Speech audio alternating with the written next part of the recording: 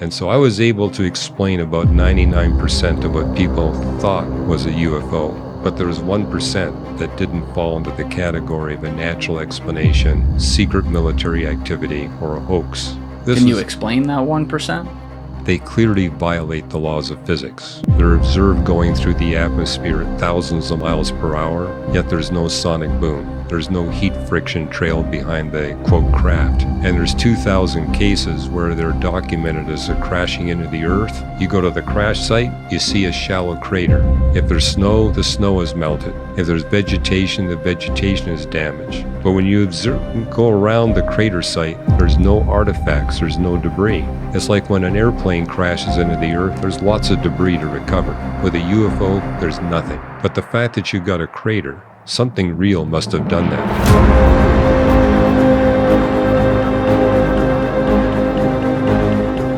Dr. Ross, you are the first guy in this new studio right here. Welcome to Hoboken, sir. Wow, what a privilege. And where are you coming from in California specifically? Covina, California is our headquarters. Covina, where's that close to?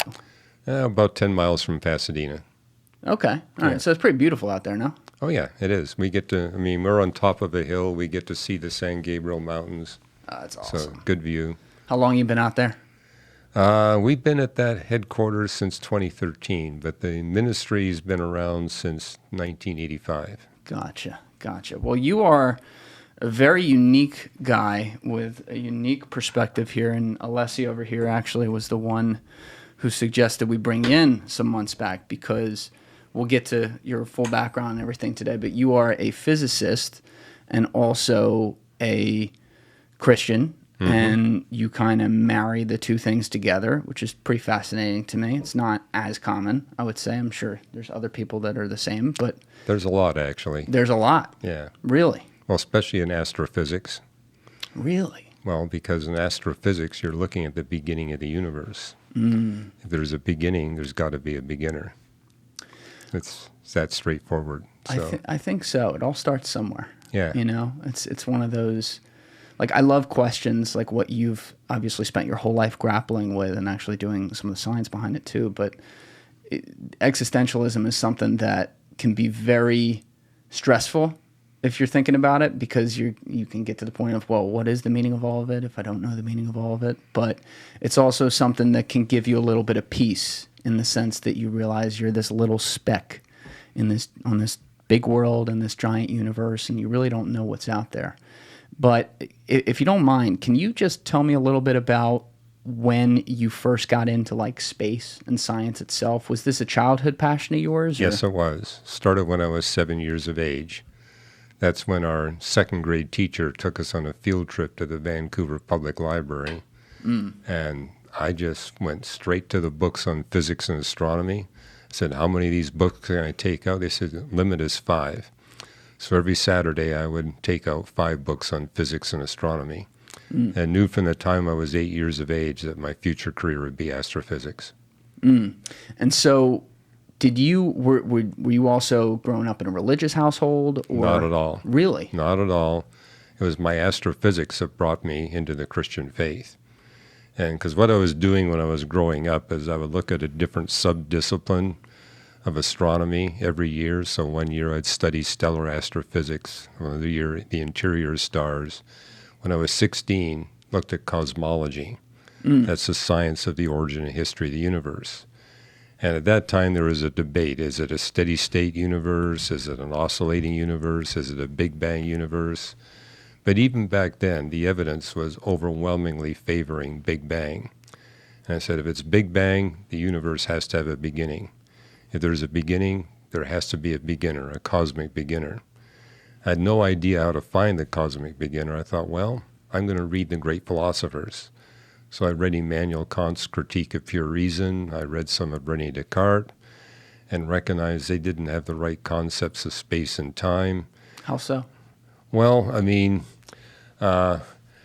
you got Immanuel Kant. What he did is he took the cosmological arguments for God that Aquinas had developed, because I'd read some of Aquinas, and it's like he took all of his arguments and chopped them up into 9 pieces. And claimed that each piece by itself was inadequate. And I said, well, of course, you only took a small piece. You put all 9 together, you got a much more compelling argument. And he had this idea that we can only get information through the senses. And when I read his critique of pure reason, it says this doesn't hang together. There's a lot of things that seem self-contradictory. And that's when I went to a high school that was filled with immigrants, mainly Asian immigrants. And so when they heard about my trying to find the cosmic beginner, they said, hey, look at Hinduism, look at Buddhism, look at Islam. So I began to go through those books. And when I tell people I didn't really get to know Christians until I showed up at Caltech, I did get to see 2 Christians from 30 feet away when I was 11 years of age. And these were 2 businessmen that came into our public school, put a couple of boxes on our teacher's desk, and left. But in those boxes were Gideon Bibles. So I started reading a Gideon Bible when I was 17 and recognized right away how different it was. It was clear, it was direct, it commanded objective testing. And I'd been taught the scientific method in every grade that I went through my Canadian public education. And I was stunned by the fact that when you go through the Bible's creation text, it's following the scientific method. Now, I was naive. I didn't realize that that was the origin of the scientific method. The scientific method came out of Reformation theology, where they went through the creation text and they saw this testing method and began to apply it to the real world. Hey guys, can I ask you for a quick favor? If you look at this chart to my right, you will see that around 85% of our viewers for the month of September were not subscribed to the channel. And unfortunately, what that means is that YouTube will not put our videos into the algorithm, and therefore we will not be able to scale this show and continue to give you not only great content, but give you more of it. I'd love to be able to hire a team, have some more help around here so that I can put out more. And if you guys take 1 second to please hit that subscribe button right there, it will go a long way to helping. Thank you, and enjoy the rest of the show. Can you expand upon that a little bit? I don't know if I'm following that. Well, for example, the scientific method says don't even try to interpret until you first establish the frame of reference, the point of view of what you're trying to investigate. Step 2, you want to establish the starting conditions, the initial conditions of your experiment or your set of observations. Then you observe what's happening, develop a chronology, determine what's happening, when, where, and what order. Then you want to look at the final conditions and see how they're different from the starting conditions, and only then do you make an hypothesis. Then you want to test that hypothesis with further experiments, observations, or in the case of a book, look at alternate texts. That's something else that struck me about the Bible is that instead of 1 or 2 major texts on creation and science, there are over 24. The Bible, after all, is 66 different books written by 39 different authors. So it says, I'm going to test what I see on the first page with what I see in the other creation texts. And I was prepared to chuck the Bible if I could find a provable error or contradiction. I spent 18 months trying to find a provable error or contradiction. I did find many passages I didn't understand, but after 18 months I couldn't find a single provable error or contradiction. Not one? Not one, on science, history, geography. And in the process, I found over 100 places where the Bible had accurately predicted a future scientific discovery. Can you give an example of that? Well, I mean, I was looking at Big Bang cosmology, and what struck me about the Bible is it said that the universe has a beginning, and it includes a beginning of space and time itself, and that this God was active before time even existed. And that was the same time when physicists in Britain and South Africa were developing the first of the space-time theorems, which basically proved that space and time have a beginning. So it says, hey, the Bible got that right. Also says that the laws of physics have never changed. And I said, that's something astronomers have proven over decades, is that there's no change in the laws of physics anywhere in the universe at any time in the past history. Where does it say that? Well, I'm definitely not as familiar with the text as you are, but like what? Well, for example, you got that? Jeremiah 33, where God is speaking to the Jews and say, you're a double-minded people. You change your mind all the time. But I'm a God that's immutable. I don't change. As proof, Look to the laws that govern the heavens and the earth. As they have never changed, I have not changed.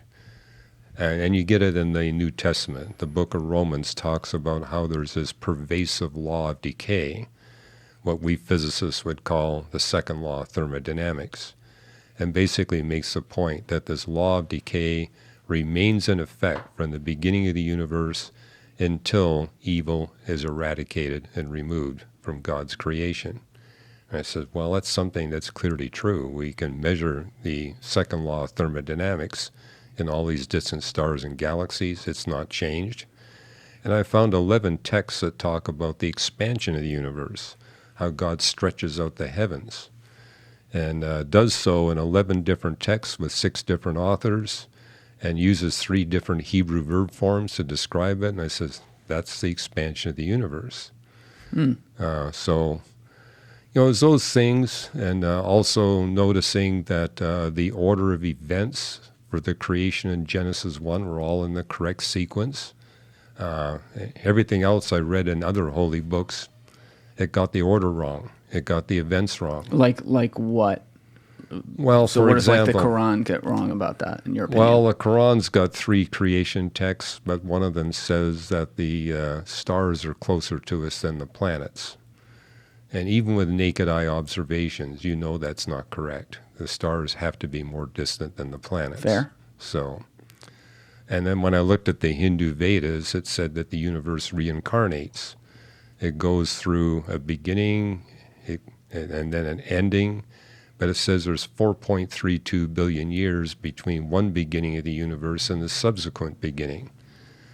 And I recognized, well, wait a minute, there's not enough entropy. There's not enough decay going on in the universe for there to be a possibility of a mechanical mechanism to rebound the universe. And also, I knew the 4.32 billion couldn't possibly be right. The universe is clearly older than 4.32 billion years. So that's how I treated the other holy books. I would read them until I found several provable errors and says, okay, this is not from God, it's from a human source. The other thing that struck me about the Bible is the only holy book I picked up that had what I would call transcendent doctrines. Teachings about God and the way he works with his creation that can't be understood within length, width, height, and time. Those are the dimensions we humans experience. And I took a course on extra-dimensional mathematics, and the professor made the point, you can only visualize phenomena in the dimensions you experience. But the Bible talks about God being one essence, having one mind, manifested in 3 persons. That doesn't work in 4 space-time dimensions, but you can make it work if you allow God to have access to other dimensions. And the Bible also says that God predetermines every thought, word, and action that every human being has ever performed. And yet it says we are free will beings. We're responsible for every word, thought, and action. Again, that's something you can't visualize within length, width, height, and time. But one of the books I wrote, Beyond the Cosmos, I show you 3 different ways you can have both simultaneously true if we allow God to move and operate in 11 space-time dimensions. And you say, well, where did you get that from? We know from particle physics there's got to be another 6 tiny space dimensions to accompany the 3 big ones. So clearly the Creator is bigger than that. And so just allowing God to be as big as what the new physics shows us, actually you can demonstrate that these things that people thought were contradictions are resolvable paradoxes. But also told me this message couldn't come from a human source. It contains teachings that can't be visualized from a human perspective. It has to come from a being that experiences more dimensionality than we experience. So that's what happened to me between 17 and 19. At age 19, I said, there's no doubt in my mind this has to be the word from the Creator of the universe. What would it take for you to come off that opinion? Interesting you bring that up, because that was the subject of a debate I had with Peter Atkins. He's a British chemist. We had to read his textbooks. He's written multiple textbooks on chemistry. And he's also with the British Humanist Society. So I was in London, England a few years ago and did a debate with Peter Atkins on Does Science Support the Existence of God? The moderator of the debate went to me and says, Hugh, what scientific discoveries would it take for you to abandon your Christian faith and join Peter Atkins as an atheist? And I says, well, if you were to prove to me beyond any shadow of doubt that the universe did not have a beginning, that it was eternal, that would be catastrophic to my Christian faith. And likewise, if we were to prove that we human beings are no different from the other animals, that there's nothing special about human beings, that would be catastrophic to my Christian faith. Or if you to prove that Jesus did not rise bodily from the dead, that would be catastrophic to my Christian faith. Then the moderator turned to Peter and said, well, how about you? What would it take for you to abandon your atheism and believe in God and to join Hugh? And he said, well, maybe if Jesus appeared to me physically right in front of me and I could touch him, maybe that would, and he said, no, that wouldn't work. I would think I was having a delusion. Bottom line, and this is a debate you can watch on YouTube. 500,000 people have seen it. He basically says, there's nothing that would ever change my mind. There's no discovery, nothing in science that would ever persuade him. And it's like, and he critiqued me for a whole hour previous to that, saying, you have to base your theology on testable science. I was prepared to do it, but he wasn't. Yeah, that's interesting. That does seem a little bit hypocritical that he couldn't find one way to see if he could possibly, I don't know, convert or something. But it's fascinating to me that there's a lot to unpack in what you said there, and I didn't want to get too lost in the weeds. I wanted you to express that whole thing. Just to be clear where I stand on stuff for this conversation. I was raised Catholic. I'm not Catholic, though. I don't really appreciate some of the things going on in that church. I have my own relationship with what's going on, and I'm pretty comfortable with that, but I think about that a lot. I do think that there has to be something at the beginning. There has to be some form of creation. I don't think here in humanity we should have we could reasonably have the opinion to know where that is, or how, maybe the better way to put that is how many layers away that is, if it's one layer, which probably isn't the case, or it's numbers we can't think about layers. And, I'm constantly challenging where science is going to break through on things and give me new ideas that maybe I'm like, oh, that could make sense, or, oh, that could explain some unexplainable things. But I'm very conscious of the fact that I don't know. There's nothing more than, no pun intended here, but like faith that I could put in something to be able to say, aha, that's where it is. But when I look at, to go back to some of the things you were saying on the text, in theory, I think I follow what you meant about testing with the scientific method and being able to explain so many things in there. And I don't want to get in the trap of like just being a skeptic and picking apart every little thing. But like, how could you not, as a scientist, challenge, just say, the physics of the stories of Jesus Christ, walking on water, changing water into wine, being someone who rose from the dead?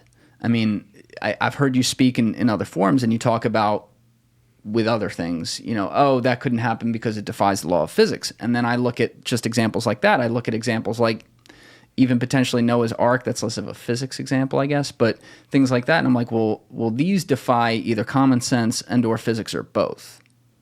Well, if Jesus is who he says he is, namely the one that created the universe, a member of the triune God, we got science that tells us that space and time were created, matter and energy were created.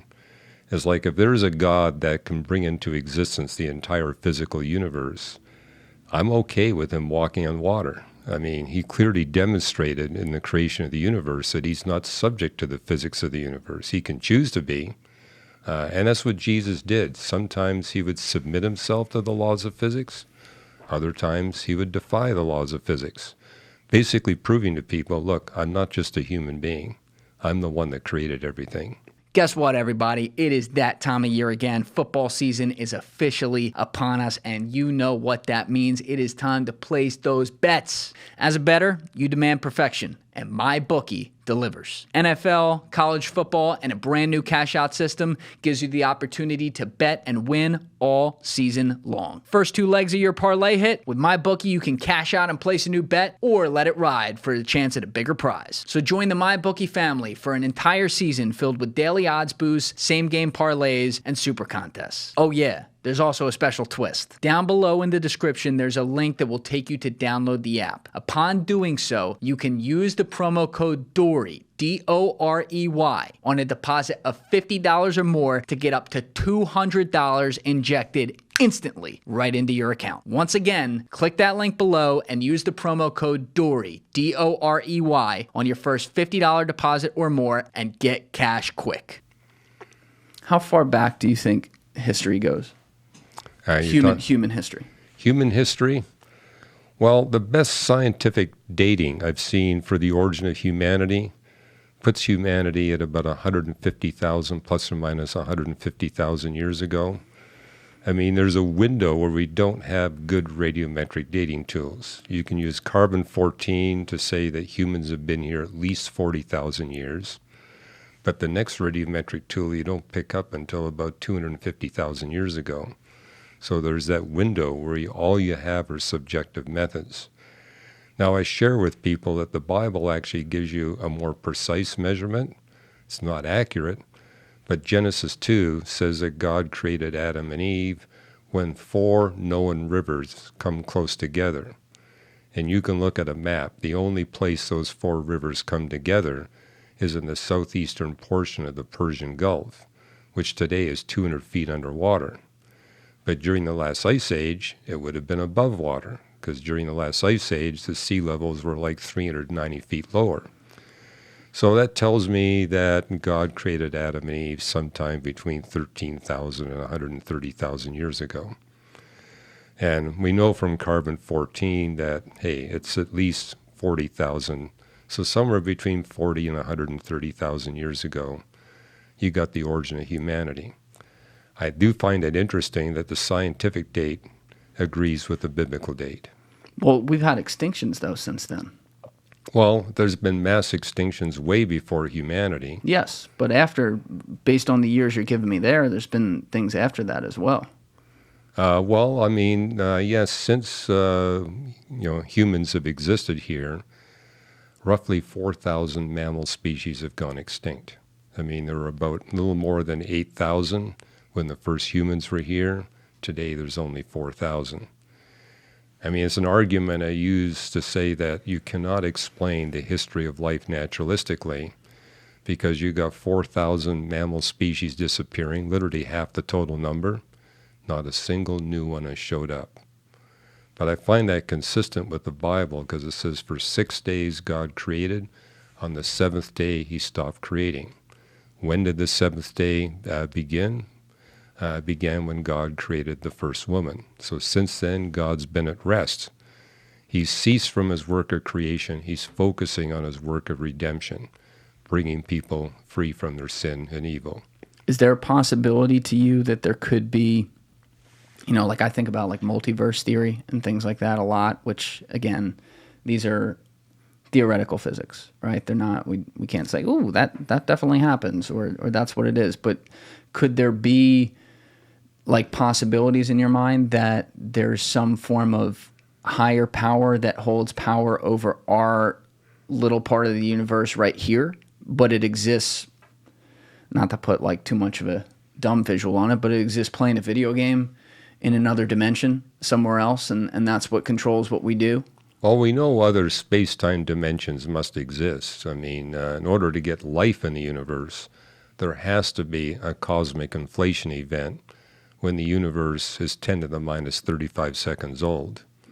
And what I find interesting is that inflation event has to be fine-tuned to get life. You need to have the timing just right. The type of inflation has to be just right. But if you've got an inflationary Big Bang universe, at that moment, 10 to the minus 35 seconds, you get the proliferation of a lot of space-time realms.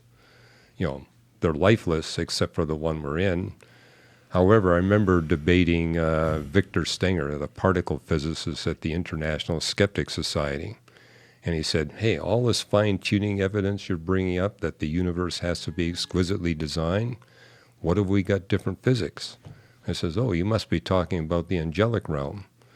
According to Christianity, God created at least 2 distinct species of intelligent life, one that's subject to the laws of physics of the universe, and the angels who are not subject to the laws of physics of the universe. So yes, from a Christian perspective, some kind of multiverse has to exist. But I find it interesting that there are atheistic multiverse models and there are Christian multiverse models. And it's like we can actually marshal science to test which one better explains reality. And how do we do that? Well, I mean, the very fact that the inflation event has to be fine-tuned tells us that this isn't just a random accident. I mean, you have to have extraordinary fine-tuning in order to get life. I mean, the universe, for example, its total mass, change it by the tiniest amount, you get a different periodic table, and you don't have any possibility for life. And so a number of physicists, many of whom are not believers at all, have commented what a miracle it is that we live in a cosmos where you got both carbon and oxygen in roughly equal amounts. But the fine-tuning you need to get such a universe is just mind-blowing. And it's like, this is not something that's simply a random accident. There's a mind behind this that wanted the universe to have the capability of housing human life. And you say, well, isn't it all? Because that's what Victor Stenger said in this thing. It's a huge waste. Look how big the universe is. He says, make it the tiniest bit smaller. There'd be no possibility for life anywhere in the universe. It's got to be exactly the size that it is, and the mass that it is, and the age that it is. Well, how do you explain things like evolution then, and how different creatures, and including us, have evolved over time? Which I guess that science has been around for what, like 160 years? Was Darwin roughly when he did that, and it's been developed since then? Well, I mean, the basic definition of evolution is things change with time, and that's not a theologically significant statement. I mean, everybody believes things have changed with time. Now, I believe that life has been here for 3.825 billion years. I believe that it started off very simple and has changed to become complex. The real debate is, how do the changes occur? Do they occur through natural selection, mutations, gene exchange, epigenetics? And regardless of where you stand philosophically, those processes do operate.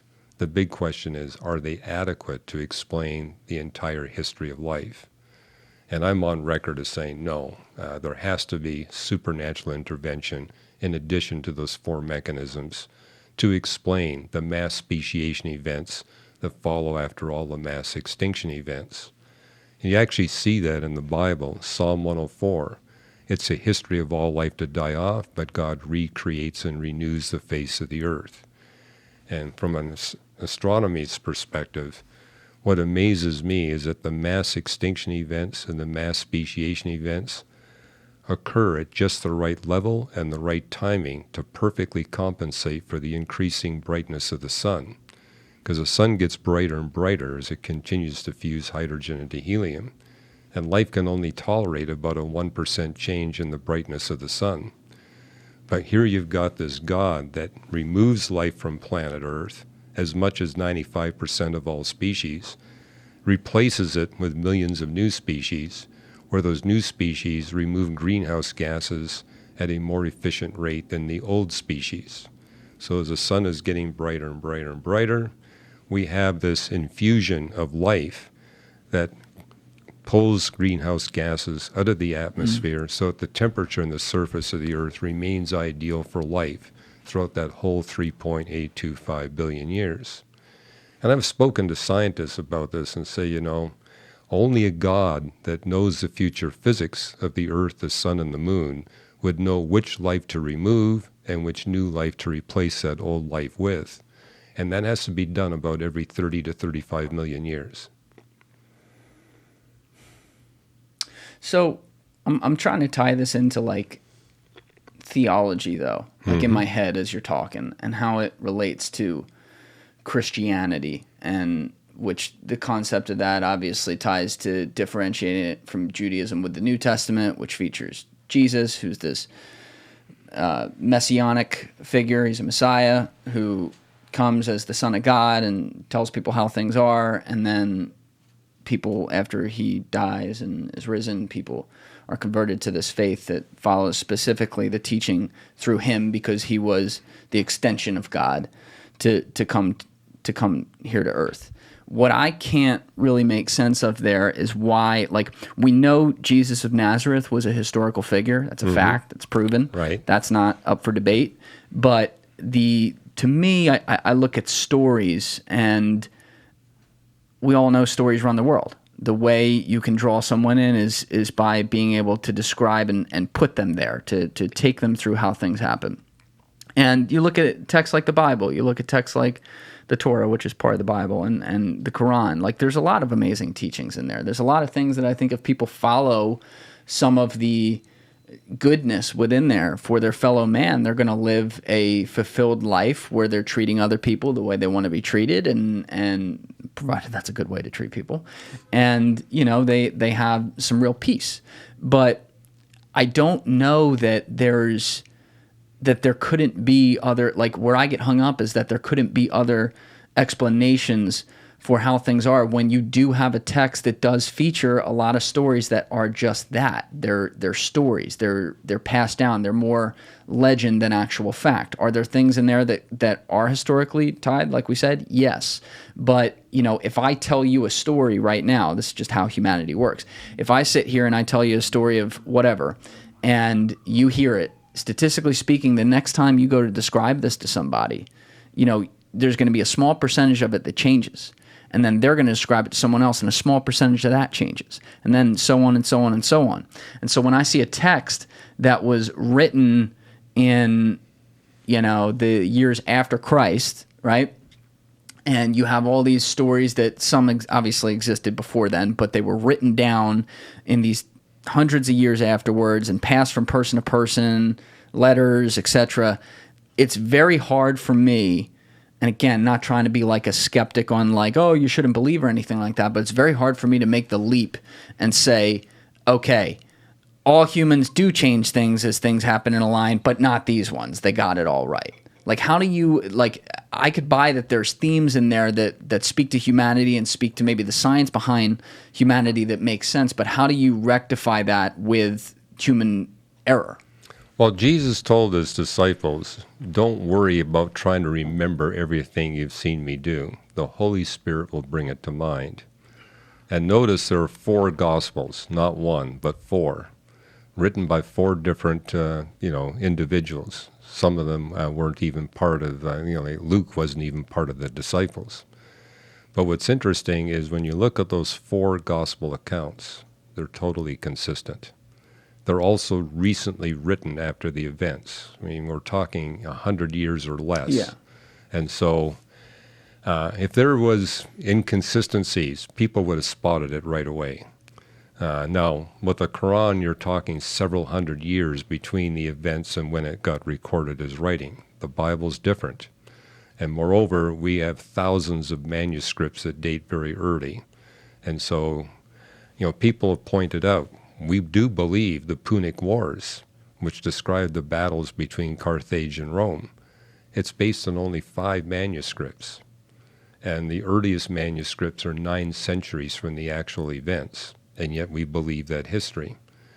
Fair point. With the New Testament, you got more than 10,000 manuscripts that date within just a few centuries or less of the actual events. And, they're completely consistent. So it's like, and it was Paul who said, the Christian faith rises or stands on the bodily resurrection of Jesus from the dead. And so I think that's the core. Is that an historical fact, or is it something we can doubt? And I remember reading, this is when I was still a teenager, it's like there were 3 lawyers in Europe who were skeptics and said, we're going to try the historical case for the bodily resurrection of Jesus from the dead, just like we would treat a court case. And they wound up concluding that the historical evidence for the bodily resurrection of Jesus from the dead was stronger than the evidence that Napoleon was defeated at Waterloo. And hey, How did they figure that? Well, they basically went through the historical evidence saying, okay, what we do in a court is we say, okay, here's a story. Is there an alternate possibility? It's kind of like what you do when you're on a jury. If there's reasonable doubt that the story could be replaced by an alternate story, you're compelled to say, we can't find the defendant guilty. But if there's no other way to explain it other than the fact that he is guilty, then you charge him with being guilty. And so people looked at things and said, okay, let's assume that Jesus was not raised bodily from the dead. Well, how do we explain the empty tomb? And they say, well, maybe the Jewish leaders stole the body. Maybe the Romans stole the body. And they said, that's not reasonable because both Rome and the Jewish leaders wanted to wipe out Christianity. All they had to do was to put the Christian faith to the death is produce the body of Jesus. That would have been the end of Christianity. They couldn't produce the body. And then they said, well, maybe we'll concoct the story that the disciples stole the body. Well, the problem with that is the Jewish leaders went to Pilate and said, this man claimed he'll rise from the dead after 3 days. We want a Roman seal. And so Pilate said, hey, you want a Roman seal? Fine. And they said, we also want a Roman guard. And so the text records that there was a cohort of Roman soldiers that guarded this sealed tomb. Well, if you know anything about Roman history, when you put a cohort to guard a sealed tomb, the penalty for allowing the seal to be broken is you're being crucified upside down. And these cohort guard soldiers were trained for 2 years to defend against all odds 10 square meters around each man. So the idea that 11 disciples who were not militarily trained, didn't have weapons, could overcome a Roman cohort, that makes no historical sense. So that's basically how these lawyers looked at it. They said, let's look at all alternate possibilities, and basically demonstrated none of them are possible. Therefore, this man must have rose bodily from the dead. They also noted there were over 500 eyewitnesses to the resurrected Jesus Christ. So how do you deal with 500 contemporary witnesses all saying, hey, we saw this? And how do you explain the fact that within just a few weeks, over half the population of Jerusalem became Christians? It's because they could see the evidence right there in front of them. And then the fact that Christianity spread throughout the Roman Empire as fast as it did.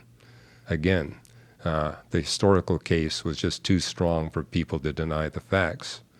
And you got the disciples performing miracles after the resurrection, and the Jewish leaders making the comment, we cannot deny these miracles. They are real miracles. And so this explains the rapid growth of the Christian faith. And numerous scholars have written books on the resurrection. I mean, one I'm familiar with, Gary Habermas. He's in the process of writing 5,000 pages on the historical evidence for the bodily resurrection of Jesus from the dead. He says there's actually that much evidence. No one has ever accumulated all of it. He says, I want to do that.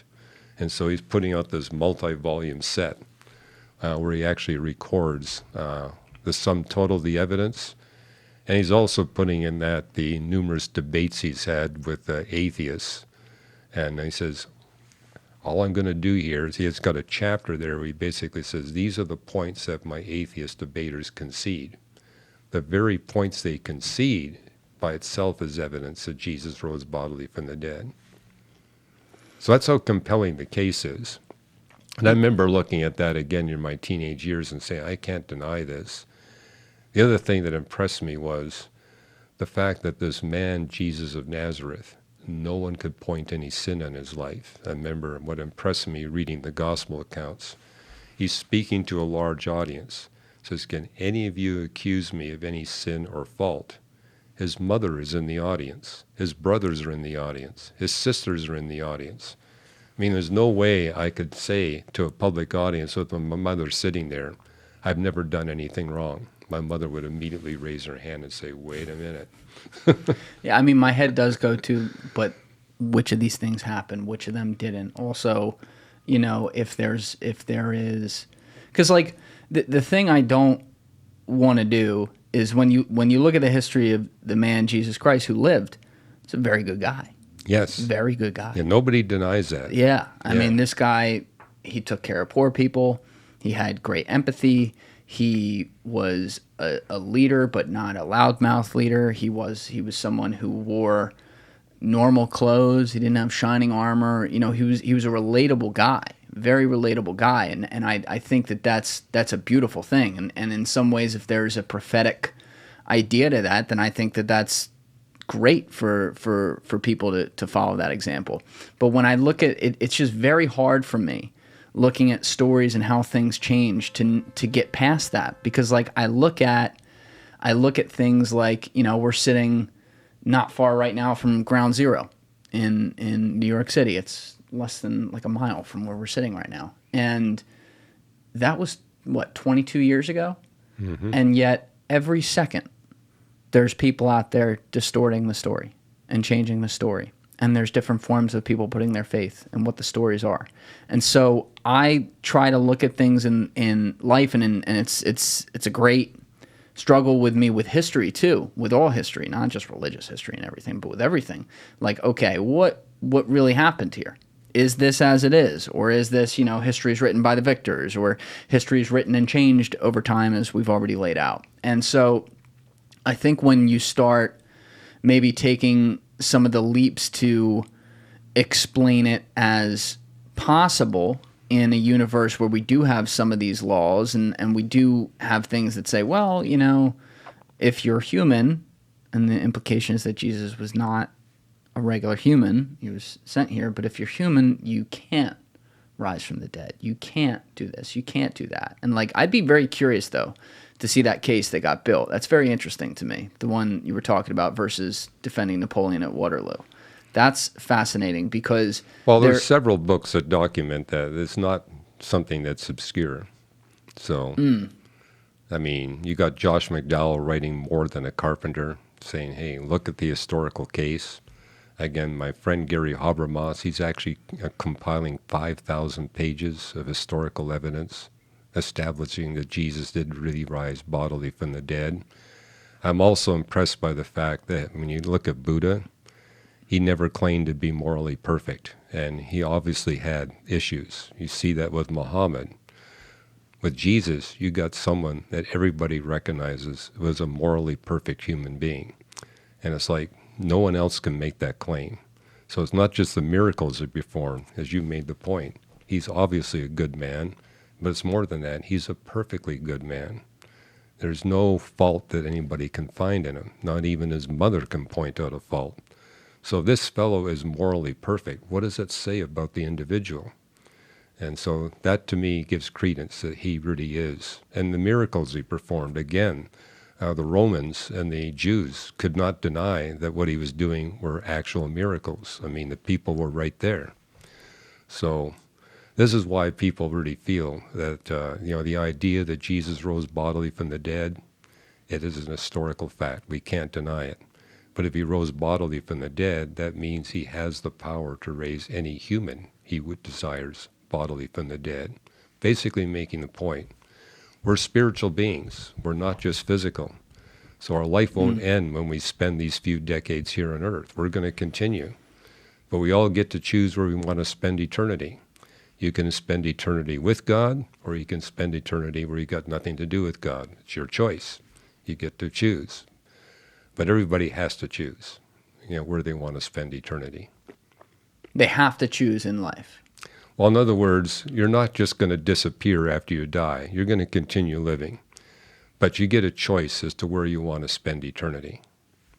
And what is that, like just heaven and hell? Or yeah, exactly. So by that logic, are non-Christians going to hell? Well, if you're an individual and wants absolutely nothing to do with God, you hate God, you want nothing to do with him, God's not going to force you to spend eternity with him. You want nothing to do with me? That's fine. That's your choice. I got a place for you where you won't have you'll never have to engage me. But if you want to spend eternity in a relationship with God, he's got a place for you. You get to choose the place. So what about people who believe in other things? Like what about Islam and stuff like that? Is that also, do they not get to spend eternity there? Well, I've traveled around the world. I've spoken to Muslims and Hindus and Buddhists. And what I discover is in all of these different religions, you do have these underground believers who recognize, wait a minute, I don't buy everything I've been taught in Hinduism. I mean, Hinduism basically says the universe was created by millions of gods, and they all got different ideas. I'm going to India next month, but what I'm realizing is that when I deal with Hindus, they realize this doesn't comport with the science I know. The science tells me everything is consistent. Everything is harmonious. It really does seem to be a creation from a single mind, not multiple minds, but one mind, which I think explains why so many of the Hindu persuasion are now saying, wait a minute, I need to actually look at the Christian faith. I remember being in China a few years ago, and I ran into some Buddhists. And I said, tell me, what do you believe? They believe that God was a Trinity. They believe that salvation was by grace alone, not by works. They believe that Jesus was the way for eternal life. And I said, I was well aware a lot of Buddhists syncretize their faith, but it's like they believe the basics. But that's just a subset of them. That's not. Yes. There's plenty who don't. Well, and they're probably if they're capturing the tenets of what their religion teaches, which again, there's people who bastardize religion and use it for bad reasons throughout history, but a lot of people use it for the right reasons and live in peace and treat their fellow man and women well. Like I get a little hung up on the fact that it seems to be, and I think this, in fairness, this isn't just a Christianity thing. I think this is every religion. There seems to be the I'm right, you're wrong, and when you're wrong, well, too fucking bad. What's going to happen to you happens to you at the end. And I don't know.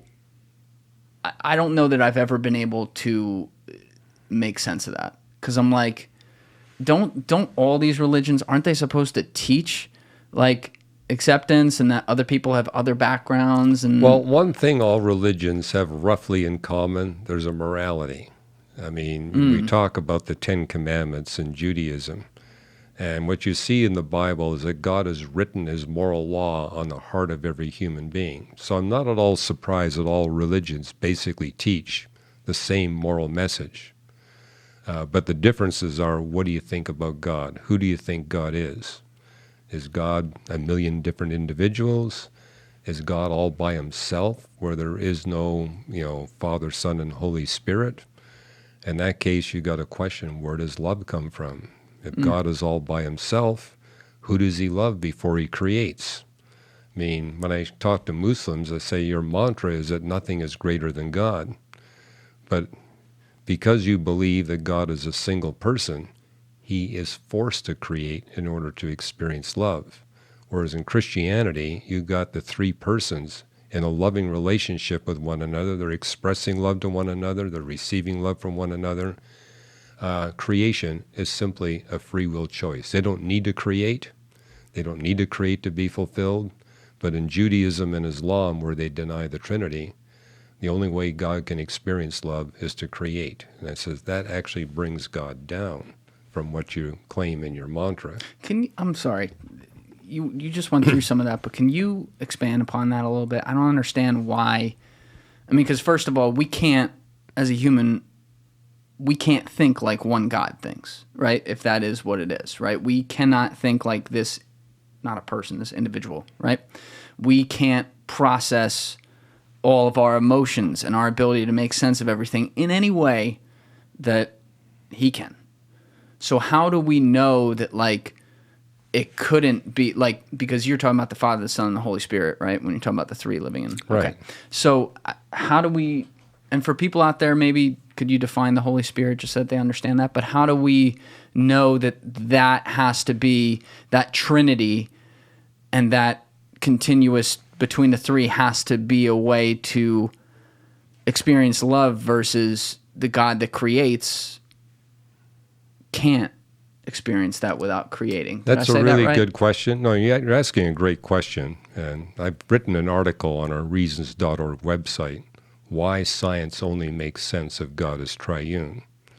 Basically making the point that if you're having, like the Eastern religions, multiple gods, it means that science is going to be filled with incongruities and inconsistencies because you've got multiple minds involved and they all got different ideas. And so it really needs to come from a single mind.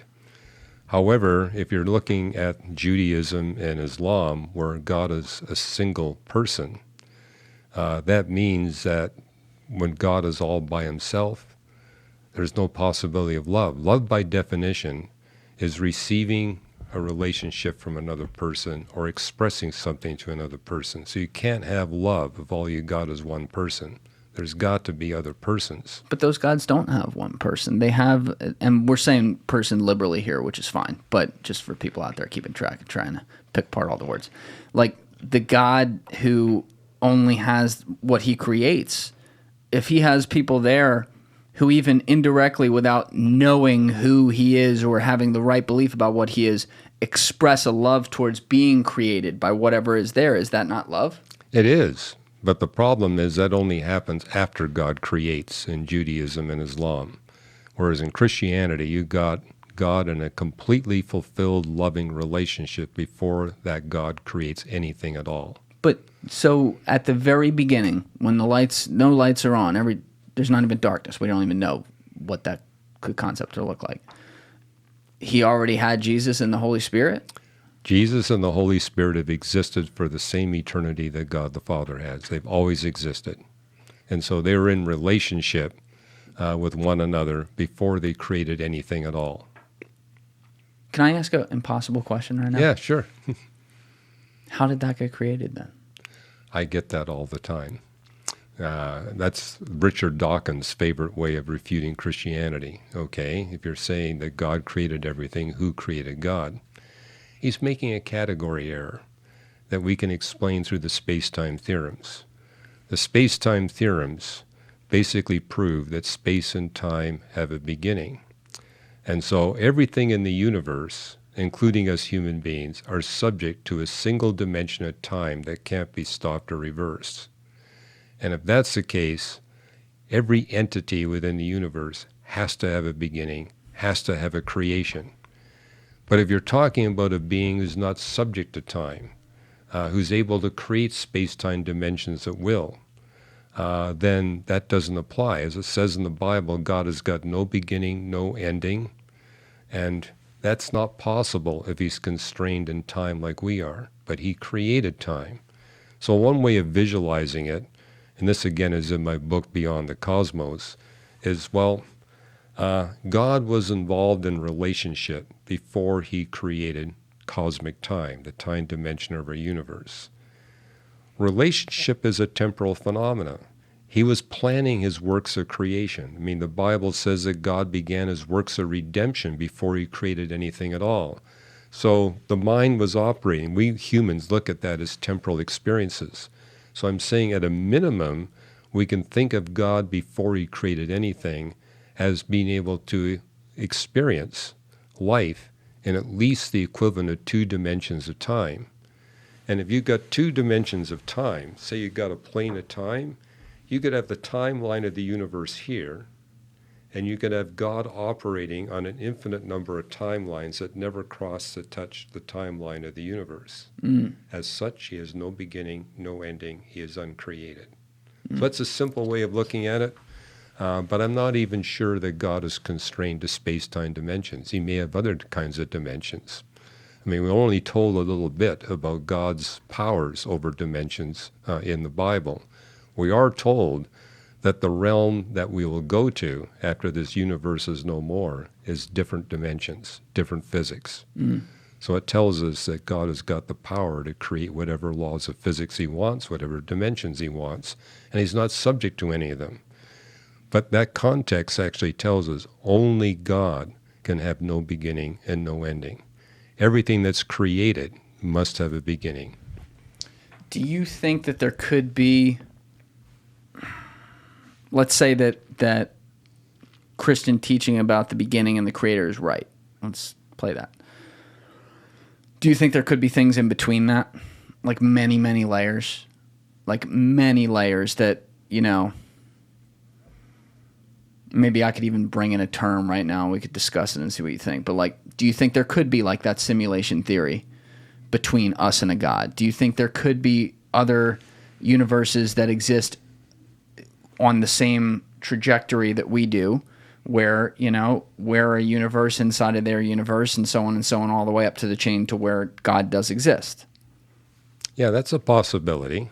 It's speculative because Sure. our science can only make measurements within the universe in which Right. we exist. Right. So we can't make observations or measurements of the angelic realm, for example. We're constrained to our universe.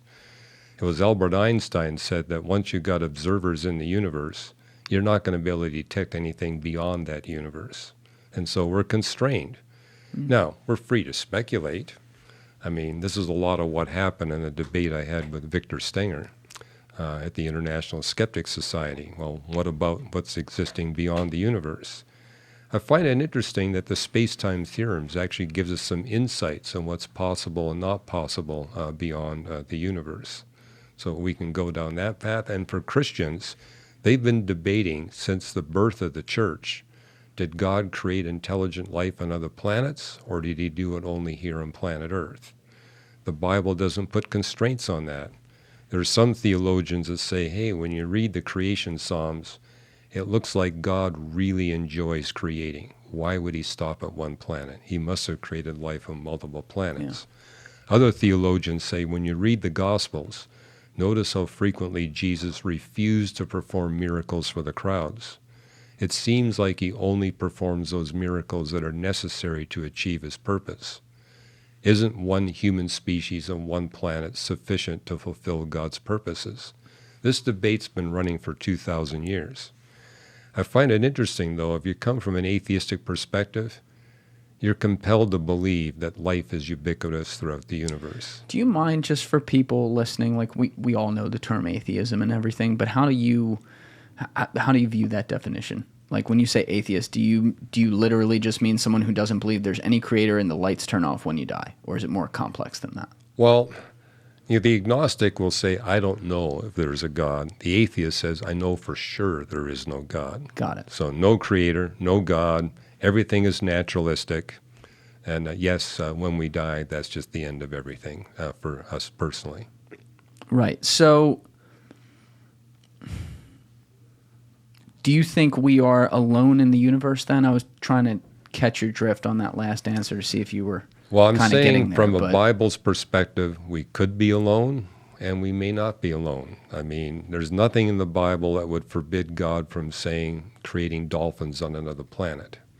What about humans? Well, the only conceivable constraint is what you see in Hebrews 9 and 10, where it says, Jesus, the creator of the universe, died one time, one place to save all from sin. Now, we're the only sinners on planet Earth, so that puts no constraint on, chimpanzees or dolphins on another planet, because they wouldn't be in the category of being sinners. What did you say there? The definition you had from the Bible. Jesus died in one place. One place, one time for all. But their theologians have argued, there could be an intelligent species like us on another planet. A species that's not morally perfect like us. We need to be delivered from our sin and evil. But if they got high technology television, they could have been witnesses to Jesus being crucified and raised from the dead. So they said even that is not constrained. However, from an astrophysical perspective, I would agree with Neil deGrasse Tyson. When we look out at the universe, it's out to kill us. Once we get beyond planet Earth, everything is very hostile to advanced life. We haven't looked everywhere, but everywhere we've looked, we only see highly hostile conditions, which suggests, from a scientific perspective, it appears that we are alone. Now, astronomers do argue maybe there could be planets with microbes on them, but beings like us, that's the rare Earth doctrine. It really does look like our galaxy, our planet, our star. It's unique. All right, there's a lot to unpack there. And I'm glad you bring up Neil deGrasse Tyson, too. Obviously, that's some of those opinions he's had are very famous now. They've been shown around the world. That was an outtake he did for an interview, but everybody picked up on it. Yeah. But, he was serious about it. When you do look at the universe, it's out to kill us. Yes, and one of the things he said before, he had said this when he was on with Joe Rogan, I guess, maybe like a few years ago? something like that. Yeah. He had talked about how he thinks aliens would be wholly uninterested in us. And actually, Michio Kaku, who I had in recently for a podcast, do you believe in God? Well, I believe in the God of Einstein. He believed in God, but not the God that intervenes in human affairs. It was the God of order, the God of simplicity and elegance. Einstein was asked the question, did the universe have a choice? Is it unique? So universes, you can create universes in an afternoon, but most of them are unstable. Most of them fall apart. Most of them don't work. Our universe is stable. It works. Everything fits together. And then the question is, what set off the bang? That's what we do for a living. We have the Big Bang Theory up to the point where the universe is going to explode. Why did it explode? We think it was a quantum event, and we are here because we are in the universe which decided to explode. So Einstein said, was it all an accident? And he thought, no, it could not have been an accident. He said something similar. He talks about it with like the squirrel theory, like, oh, would you talk to a squirrel? The squirrel does not talk back. You're not interested. And I'm like, I don't know if it's that simple though. Like I do, I'm not married to whatever, if we've been visited or if they walk among us or how many there are or where they are. I'm not married to any of that. I mean, you can ask Alessi. Before 2 years ago, he's the one that got me into looking at this stuff. I never really cared. So he deserves all the credit? Absolutely. I tell Okay. you, I've said that on a bunch of podcasts. He deserves credit for me looking at UFOs and stuff like that. But like, I'm not married to the fact that, oh, it is definite and all this stuff. If someone says like, it's never happened, they've never been here, and they show me great evidence, I'm going to be like, well, sorry, James Fox, like that's just what it is. But I look at this and I go, when I look at the giant universe we have, it does seem from our humanity perspective to be very, very potentially narcissistic to assume that there's not hardcore intelligent life out there when we, as you've pointed out, we only even know like what's within our galaxy here. We don't even know, or our universe here. We don't even know how big and dense the other galaxies can get, to say nothing of what their quote unquote laws of physics are or aren't according to ours. Well, we do know the laws of physics are pervasive because we've observed them all over the universe. We also know if the laws of physics have ever changed, there'd be no life anytime, anywhere in the universe. So the very fact that we're here is evidence that the laws of physics in the distant universe are the same as they are here. Our astronomical measurements prove that, because when we look at a distant galaxy, we can actually measure the laws of physics. When the light left that galaxy, it's identical to what we measure here in the lab. Now, you are right that there could be places we haven't looked, but we've looked in a lot of places. I mean, the Star Wars series, it all begins with a galaxy far, far away. Yes. Well, we've looked at galaxies far, far away.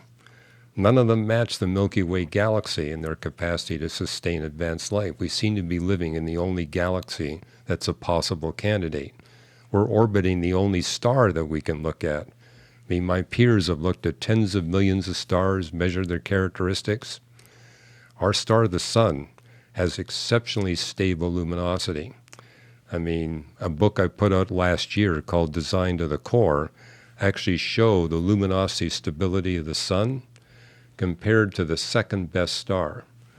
The second best star is 5 times more unstable than our star, the sun. Doesn't eliminate the possibility of animals, but certainly would eliminate the possibility of global high-technology human civilization. So we're orbiting, and I tell my friends who are involved in the search for extraterrestrial intelligent life, you're busy looking at these exoplanets. They're hard to measure. Stars are easy to measure. They're bright. We can measure them with significant precision.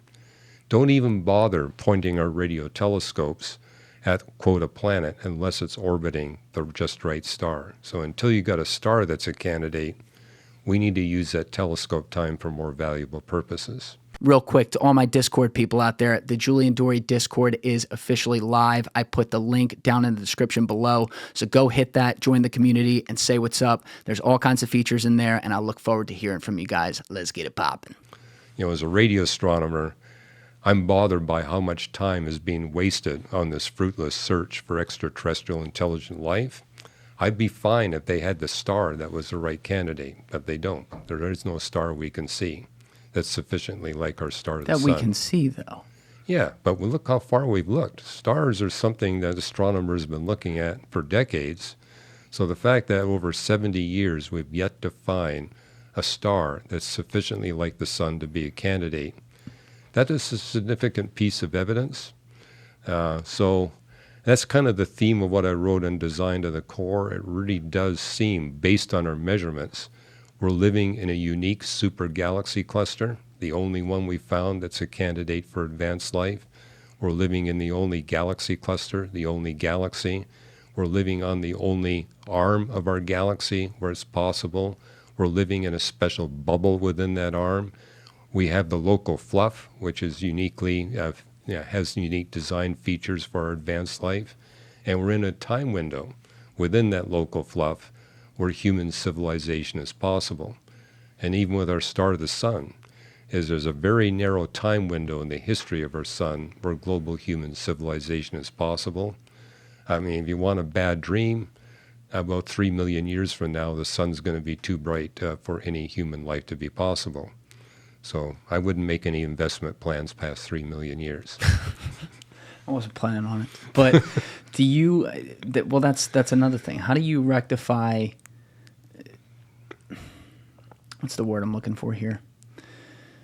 How do you rectify destruction, evil, and then even on the simplest level, like sin with God? And this isn't a question even for a scientist. This is just a regular question with any religion. No, I think it's very much for a scientist. Really? Yeah, because one of the books I wrote, Why the Universe is the Way It Is, it's basically looking at the laws of physics and making the point that each of those fundamental laws of physics is exquisitely designed to be a tool in the Creator's hand to eradicate all evil and suffering. So if you were to change electromagnetism ever so slightly, it would mess it up. Same thing with thermodynamics. Same thing with gravity. Same thing with a strong and weak nuclear force. And so a lot of theoretical physicists, they look at these fundamental forces of physics from a purely physical perspective. I say, yes, I agree with you on all that. You mentioned, Michio Kaku. He's done some books on that whole subject. So there's another thing you've overlooked. It has a spiritual purpose, not just a physical purpose, but a spiritual purpose. And you see this in the Bible. The moment that evil has been eradicated, the universe will have fulfilled its purpose. God's going to replace it with a brand new creation. And in that creation, there's no thermodynamics. There's no gravity. There's no electromagnetism. None of those forces of physics are necessary anymore because evil will no longer be a factor. Do you think that that is a... Do you think that that could be like God's home is a place on a galaxy far, far away? Or is it a thing that operates, I don't know if this is the right word here, but existentially outside of... Yeah, I think he created the universe to be a home for us. It's not his home, it's our home. And he's put us in the universe, and he's working out the eradication of evil and suffering. And when that happens, the universe will have fulfilled its purpose. As he spoke it into existence, he'll speak it out of existence. And he's promised that we'll have an opportunity to go to a far, far better place. I mean, the last 2 chapters of the Bible talk about the new creation. And boy, it sure sounds wonderful.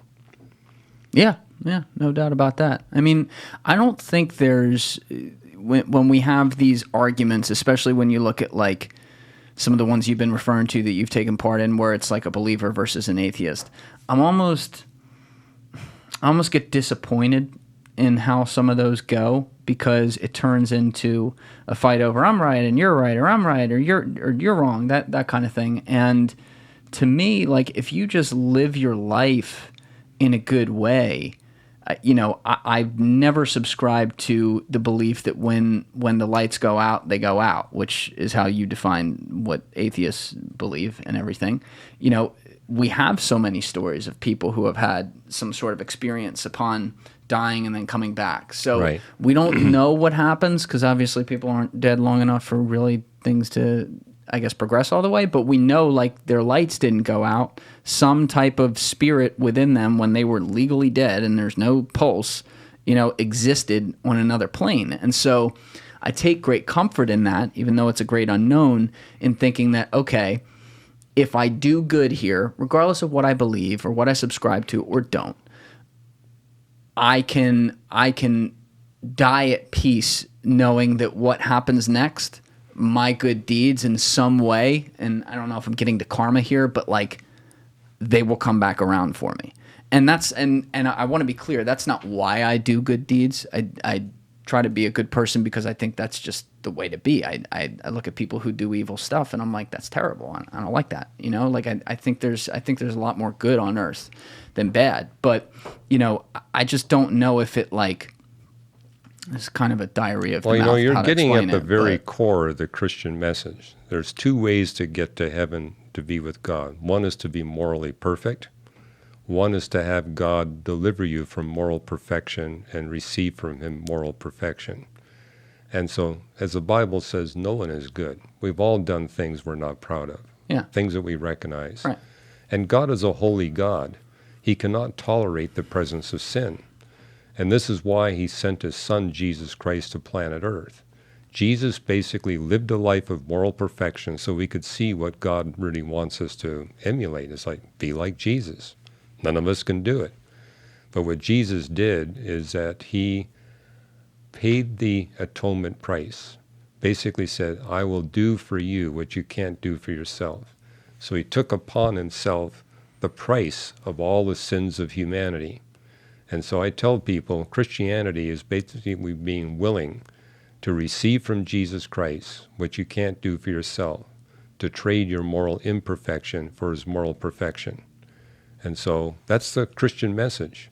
None of us are good. The only way we can be good is to allow the one who is good to take away our sin and lead us into a life of moral perfection. And with that, we can actually fellowship with God the Father. He can't tolerate sin. He's holy. He's perfectly loving. He's perfectly good. And he can only fellowship with creatures that have those same characteristics. And it's the work of Jesus Christ on the cross that makes it possible for all of humanity. So anybody who says, in fact, an analogy I give is I was at the University of Toronto. There were 13 of us in the graduate class. We're all freshman graduate students in astronomy and physics. And the professor said, you guys are the cream of the crop. There were some gals there too. He says, we picked you from all of Canada. But none of you are intelligent enough. None of you are able to work hard enough to get the degree that we want you to get. But we're here to help. We're giving you top priority. You can come into our office anytime. We will help you. Of the 13 of us, only 7 of us got the PhD. The other 6 did not. And I know at least 3 of those 6 did not get adequate help from their professors. And so they didn't make it. And what you see in Christianity is nobody can make it without God's help. But he says, if you come to me for help, I guarantee you'll pass the tests. And, you know, what I find interesting the first time I picked up the Bible, here we got Adam and Eve. They've not yet sinned. They've not yet offended God. And what does God do? He allows Satan to come into the Garden of Eden. Who is Satan? The most powerful angel God ever created. The most intelligent angel he ever created. And suddenly it made sense to me. What God is doing with Adam and Eve and with all of humanity, he's allowing us to be subjected to the most challenging tests in the context of evil. And basically says if you can pass that most challenging test, there's nothing else that can dissuade you. But do you believe that, and forgive me if I'm twisting your words here, so correct me if I'm wrong, but do you believe that part of passing that test is that you have to like accept Jesus Christ in this lifetime, and if you don't pass that test? No, I'm putting it in a different way, is that I can't take on Satan. He's way more powerful and intelligent than I am. But Jesus is more intelligent and powerful than Satan. So if I say, hey, do for me what I can't do for myself, basically what God is saying, if you'll come to me for what you can't do for yourself, I guarantee you'll pass the test. My professors at the University of Toronto didn't give me a guarantee. They just said, if you don't come for us to help, you don't have much of a chance. But they never gave me a guarantee that I would pass if I did get their help. God gives us a guarantee. Come to me for what you can't do for yourself. I guarantee you'll pass the test. and you'll enter with me into a realm where evil and suffering will never exist again. Moreover, you won't have to deal with thermodynamics. You won't have to deal with gravity. I mean, that's what makes, as Jesus said, in this world you'll have tribulation, but take heart, I've overcome the world. So as long as we're in the universe, we're going to have thermodynamics. If you got thermodynamics, life is not going to be pleasant. Things decay. I mean, I'm a lot older than you are. You can tell there's a lot more decay in my body than there is in your body. But it's going to happen to you too. Yes. Thermodynamics is pervasive. But it's there to ensure that the more you sin, the more you offend people, the more damage you do to your own life and other people's lives. And because of thermodynamics, gravity, and electromagnetism, the more work you're going to have to do, the more pain you're going to experience, the more time you'll waste to undo the damage. And you see that right on the 3rd page of the Bible. The moment Adam and Eve had disobeyed God, he said, from now on, you're going to experience more pain and more work. Until evil is eradicated, then that pain and work will disappear. There'll be new laws of physics. Yeah, I mean, it'd be great if it was if I knew it was all true. And I think obviously part of it that you've been defining is that you have to have, like, there is the element of like faith. You have Well, to let make me that correct leap. that, because the faith in Christianity is not the faith you see in other religions. The How so? Bible uses 3 Hebrew words and 1 Greek word to define faith. What they all mean is acting upon what you have understood to be true. And so you don't have biblical faith unless you've taken the time to put it to the test and demonstrate that it's true. But neither do you have faith if you don't act upon what you know to be true. So it's got 2 components. Test it to prove that it's true, then act upon what you know to be true. So I know a lot of scientists, for example, who believe what I do, that there's a God, that it's a God of the Bible. But they're not willing to go to him to do for them what they can't do for themselves. They're not acting upon what they know to be true. You said that you got, what was the age again where you found that Bible and read it? I was 17. Okay, yeah. So you said, like, I think it was 17 to 19, something like that. Yeah, it was an 18-month period where I spent an hour or 2 a day reading and studying the Bible. Okay. So I'm just doing my little math right here. Obviously, you're going into college during this time. Right. And am I correct that you, like, majored in some sort of science there? I got an undergraduate degree in physics, and my graduate degrees were in astronomy. Okay. So one of the great things about colleges that sometimes is a problem these days on campuses, which we've got to fix a little bit, is that there's supposed to be great discussion in these places, right? There's lecture halls, and then a lot of these halls, obviously, there's a back and forth. That's a big part of the education. What did you bring up your theological beliefs a lot in class or with your professors in more the science realm at college? Well, I was a sophomore in physics when I made a commitment of my life to Jesus Christ. And I'd read enough of the Bible to realize, okay, if I'm going to commit my life to Jesus Christ, receive his gift of redemption from his work on the cross, and put him in charge of my life, make him the boss of my life, take direction from him, part of that is I need to share with other people what he's done for me. So right after I became a Christian, I looked for opportunities to basically share my experience. And I remember my lab partner. He looked at me and said, "Hugh, I can tell you want to talk, but I need to talk. Let me talk first." And he says, "I haven't told anybody about this, but I've been going through some serious struggles in my life. I need to talk to somebody about God. Do you know anybody on this campus that knows anything about God?" Which led to a 4-hour conversation. And so I realized that that's part of the Christian life, is that you need to be willing to be public about your faith. And if you do, God will do amazing things. I mean, I saw what I saw in 1 Peter 3:15. If you will share sound reasons, good reasons for your faith and hope in Jesus Christ, with gentleness and respect, God will bring people to you that he's prepared to hear and respond to your reasons. And I actually wrote a book about this called Always Be Ready, in which I just document that God knows who I am. He knows who these other people are. He puts us together. So I've had multiple opportunities on airplanes and in airports to share my Christian faith. But the interesting thing is the people I talk to, over half of them have doctoral degrees in science or doctoral degrees in theology. And you and I both know that doesn't make up half of the U.S. flying public. It makes up a very tiny percentage. But God knows who they are, He knows who I am, and He puts us together. I remember being on an airplane once, and I got my name called, and they said, "We have to change your seat." And I said, "Well, I'm flying by myself. You can put me anywhere you want in the airplane." They gave me a first-class seat. So I sit in first class. A gentleman sits down beside me, and he says, "I never fly first class either, but I'm consulting for Microsoft. They insisted on flying me first class." Then he said, "I'm a quantum physicist. I'm from Germany. I'm an atheist. Who are you?"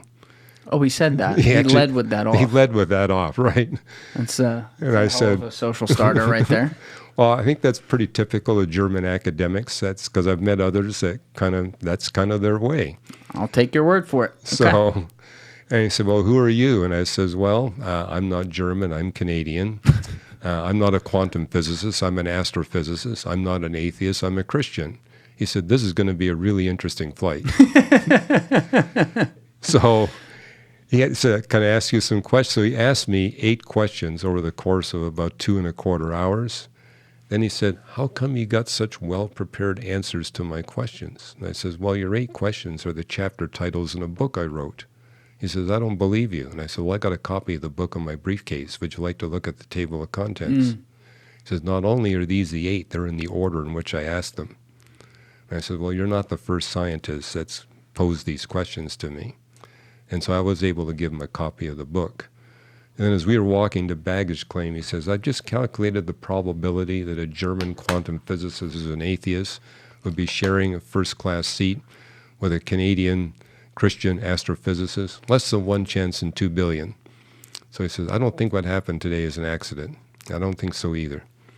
Yeah, there are interesting things in the universe. And there could be a lot of different explanations for it, but it does give me comfort when I see cool things happen, timing. You weren't supposed to be somewhere, but you are. When you see it hundreds of times, I mean, Yes. 1 or 2 times you say a coincidence.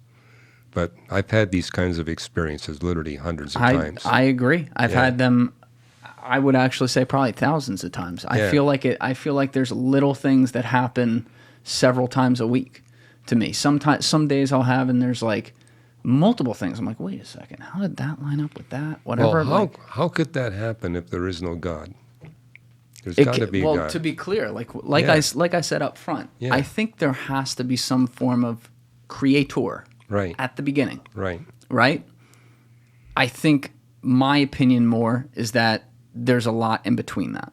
And when I bring people onto this forum, I like to hear a lot of different types of beliefs, right? I like to hear people who think differently than me. That's kind of the whole point of doing what I do. I'm the same way, by the way. I enjoy clearly, talking. Yeah. Some of the people, I mean, you came here to talk with a backwards hat kid in Jersey. I love it. But, that's a beautiful thing about the world. But, I don't view it as my job to challenge every single thing or go at people or try to make a point. But what I do think my job is to try to understand where someone comes from. Right. And I'll say, we've been talking for at least over an hour now. You have a very clear way of not only stating your beliefs, but having, kind of like you just alluded to with the German scientists, almost like being a little bit prepared for the types of questions people would get. It's happened with a couple questions I've asked today. And I think that's an awesome thing. But I do also, I'm thinking about all the people out there who maybe aren't religious listening to an episode like this, and they may be like, oh, okay, this is going on and on about the Bible and stuff. But when it comes to, the science you've done since your conversion at 17, 18, 19 years old, did you ever feel like through, your own human flaw, you had yourself in a position where your science needed to fit your religion rather than let's see what I'm going to find out here from a science perspective and let the chips fall where they may?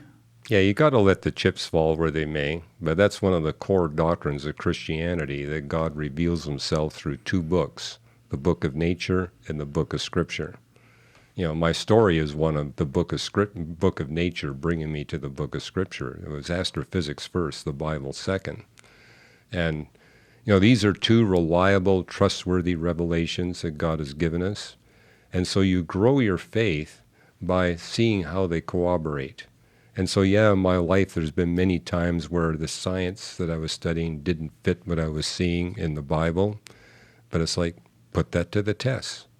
That's how science operates. We see models where things aren't quite fitting, and we say, well, you know what? We do see a consistency in the universe. Let's see if we can study this in more depth and remove the inconsistency. And so for me, my Christian walk is one of looking at the things that don't fit, the gaps, the misunderstandings, putting them to a stronger research test. And if the gaps get smaller and less numerous and less problematic, that persuades me I'm on the pathway to truth. If the gaps get bigger and more problematic, with more lack of understanding, I know I've made a wrong move. And this is entirely consistent with what the Bible commands. Everything must be tested. Hold fast to that which proves to be true and good. I mean, you see that repeated multiple times in the Bible. In fact, that's what attracted me about the Bible. It was the only holy book that said that.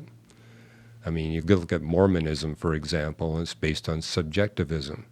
If you have a warm feeling in the bosom, that proves that it's true. The Bible says no, it's got to be objective. Put things to an objective test. Rest your faith in that which can be proven, and you never stop doing that. So I'm not finished yet. I'm still putting everything to the test.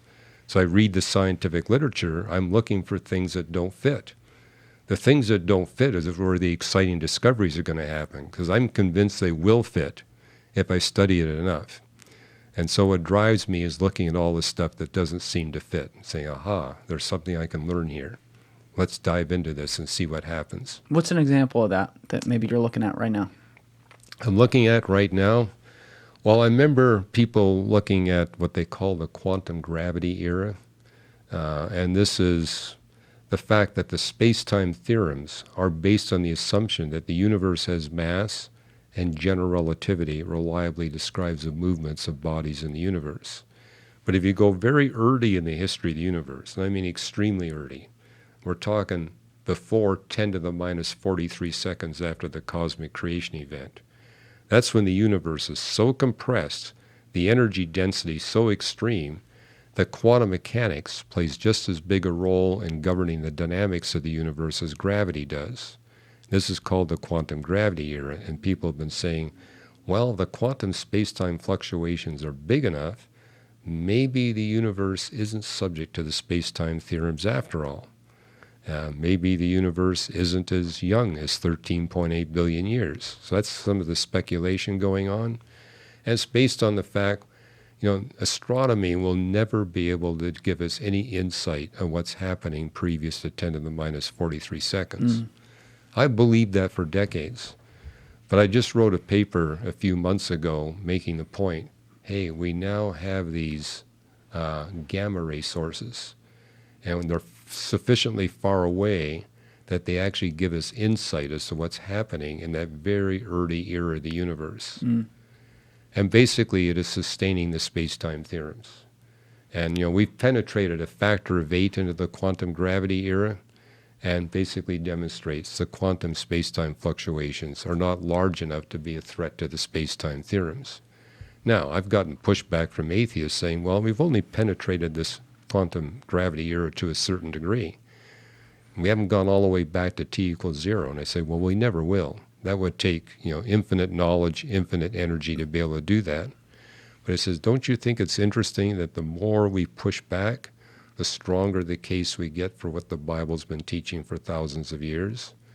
And so I look at my atheist scientist friends and I say, you're being backed into a smaller and smaller corner of speculation. There reaches a point where the realm of speculation now becomes so compressed that you have to recognize, I think I got the wrong model. Well, I think that's also like the beauty of science in and of itself. We look at even guys from recent history in science, and it's like the whole point of their life's work in a way is to eventually be proven wrong, right? So even look at someone who's been dead for what we term as a while now, like Albert Einstein. You know, he died trying to find the theory of everything, which I think is a beautiful thing. But, you know, his stuff will continue to be proven wrong hundreds of years from now. You know, there will be some things that obviously are correct. Someone one day figured out, was it Isaac Newton figured out gravity? Was that it? Yeah, he came up with a theory of gravity. I mean, Albert Einstein basically said, hey, if you get past 6 places of the decimal, there's a new theory that we need to take into account. And maybe when we get to the 40th place of the decimal, we'll find a theory that needs to augment general relativity. And so that's kind of what science does, or at least physics does, is we're trying to measure things to greater and greater precision to try to uncover more and more of the mysteries of the universe. And that's an enterprise that'll never end. I don't have to be worried about being unemployed as a physicist because we figured everything out. That's not going to happen. Right. Agreed. So, point being, though, humanity's not that old. No, right? We're relatively recent. Yes, and science, and particularly like real breakthroughs, that's really not old. As far as like everything works exponentially, so man starts by making a wheel somewhere. Eventually, it gets to like a Ferrari, but it takes a while to get there, and then suddenly you can get to electric cars pretty quick after getting a Ferrari. But you know, to me, like what we're gonna know as humanity 1,000 years from now will make everything that we look at like 1,000 years from now the same in that time span. Like they're going to look at us and be like, oh my God, they actually thought this was like a law of physics or this was a law of whatever. And, you know, that's kind of the beauty of it. And it's also like very frustrating because you're breaking through something to find something great and you know eventually it's going to be disproven. Do you think that there could also be... No, there's a limit to that. For example, how so? I don't think Newtonian mechanics and electromagnetic theory will be tossed out of the textbooks. I mean, yeah, we got fine-tuned adjustments to those theories. But guess what? We still teach undergraduate physics students Newtonian mechanics, even though we know general relativity makes a tiny adjustment to it. And so scientists make the point that they're making discoveries on the shoulders of scientists that preceded them. And so there's a foundation to science that is secure. It's not going to change. We're not going to be coming up with totally different electromagnetic theories to what James Clerk Maxwell produced. I mean, that's going to remain. But I wouldn't all be surprised when we make measurements to 40 places of the decimal, we'll say, gee, we need to make a tiny adjustment to general relativity. But we're not going to toss out general relativity. It's still going to be there. I mean, to give you an example, when we send spaceships to the planets in our solar system, we don't even bother with the general relativistic correction. It's too tiny. We just use Newtonian mechanics.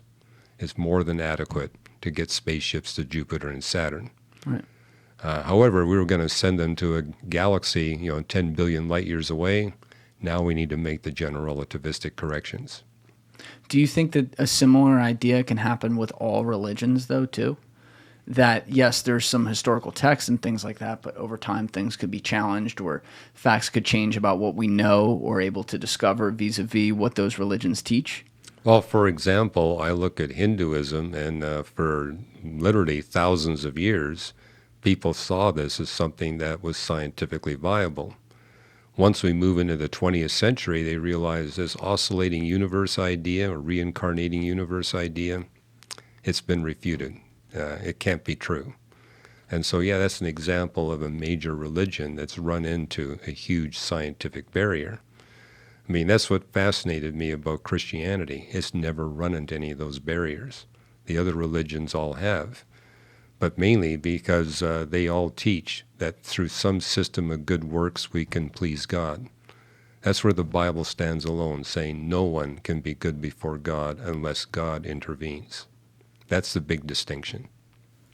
No one can be good before God unless God intervenes. I'm sorry, I'm trying to understand that in my head a little bit. Can you explain that and also work that against the other religions again there for me? Well, what's unique about the Bible is that it repeatedly says, Old Testament and New Testament, no human being is morally perfect. We've all gone astray. We've all done things that we know are not right. Our own conscience convicts us that we're not perfect. And yet if we want a relationship with God, He's holy. He needs to remove our evil and our sin. And this is what Jesus of Nazareth did. He was the creator of the universe. The triune God sent him here to planet Earth. He lived amongst us for a few decades, proved that he was morally perfect. He's the only human who's ever lived who lived a morally perfect life here on planet Earth. And then he performed miracles to prove that, hey, I got power over the natural realm.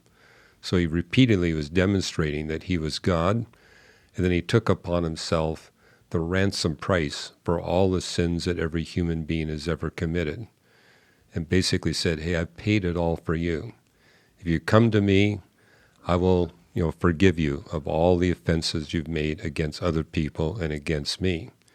And if you put me in charge of your life, I will send the Holy Spirit, and that Holy Spirit will step by step deliver you from the power of sin and evil.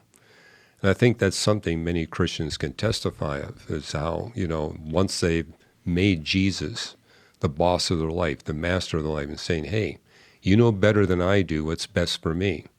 That's what happened to me when I was 19. I'm saying it's clear that God knows better than I do what's best for me. It only makes rational sense to put him in charge of my life. And then to have that Holy Spirit come in and begin to deliver me from things I couldn't deliver myself, and actually experiencing that step by step. I'm not the man today I was 50 years ago. I can see there's been remarkable changes. I see that in my fellow Christian friends. I mean, as it says in 2 Corinthians 4, when you submit your life to the Holy Spirit within you, people can see changes in your life on a day-by-day basis.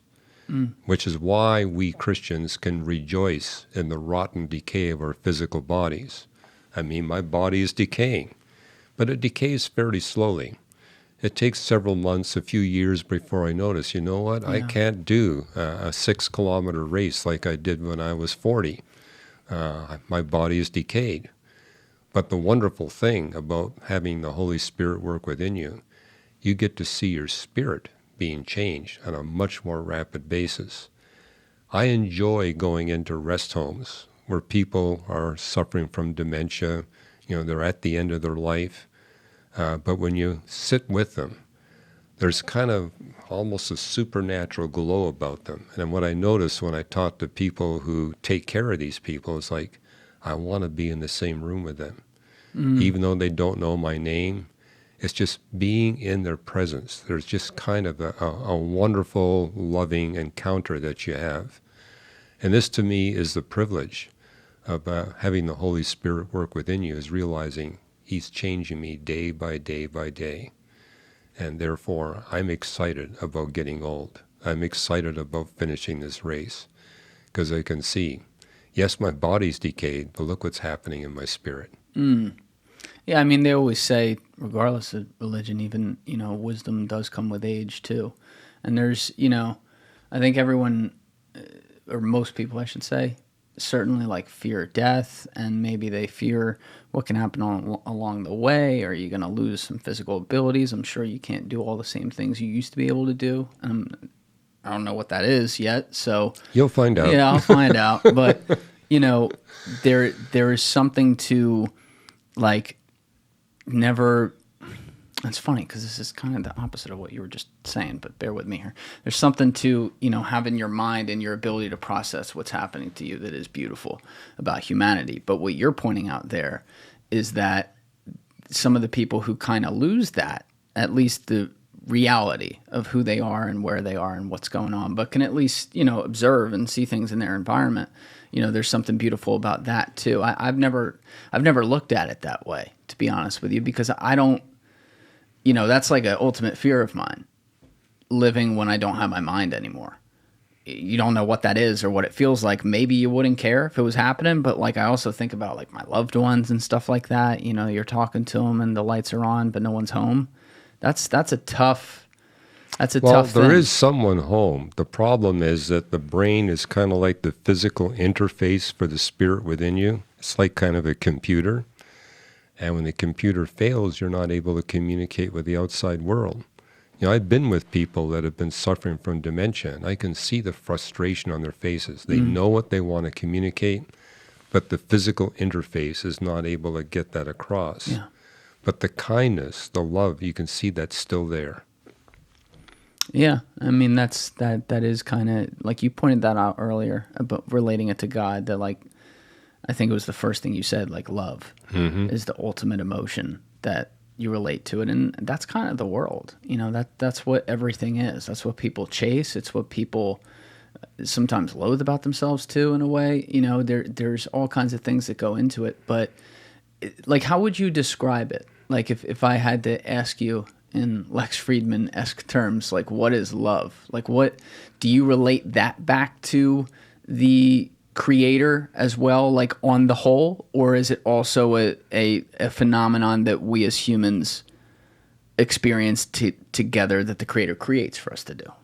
Well, all love does come from the creator. I mean, you're not going to get it from physics and chemistry. Sure. It comes from the creator.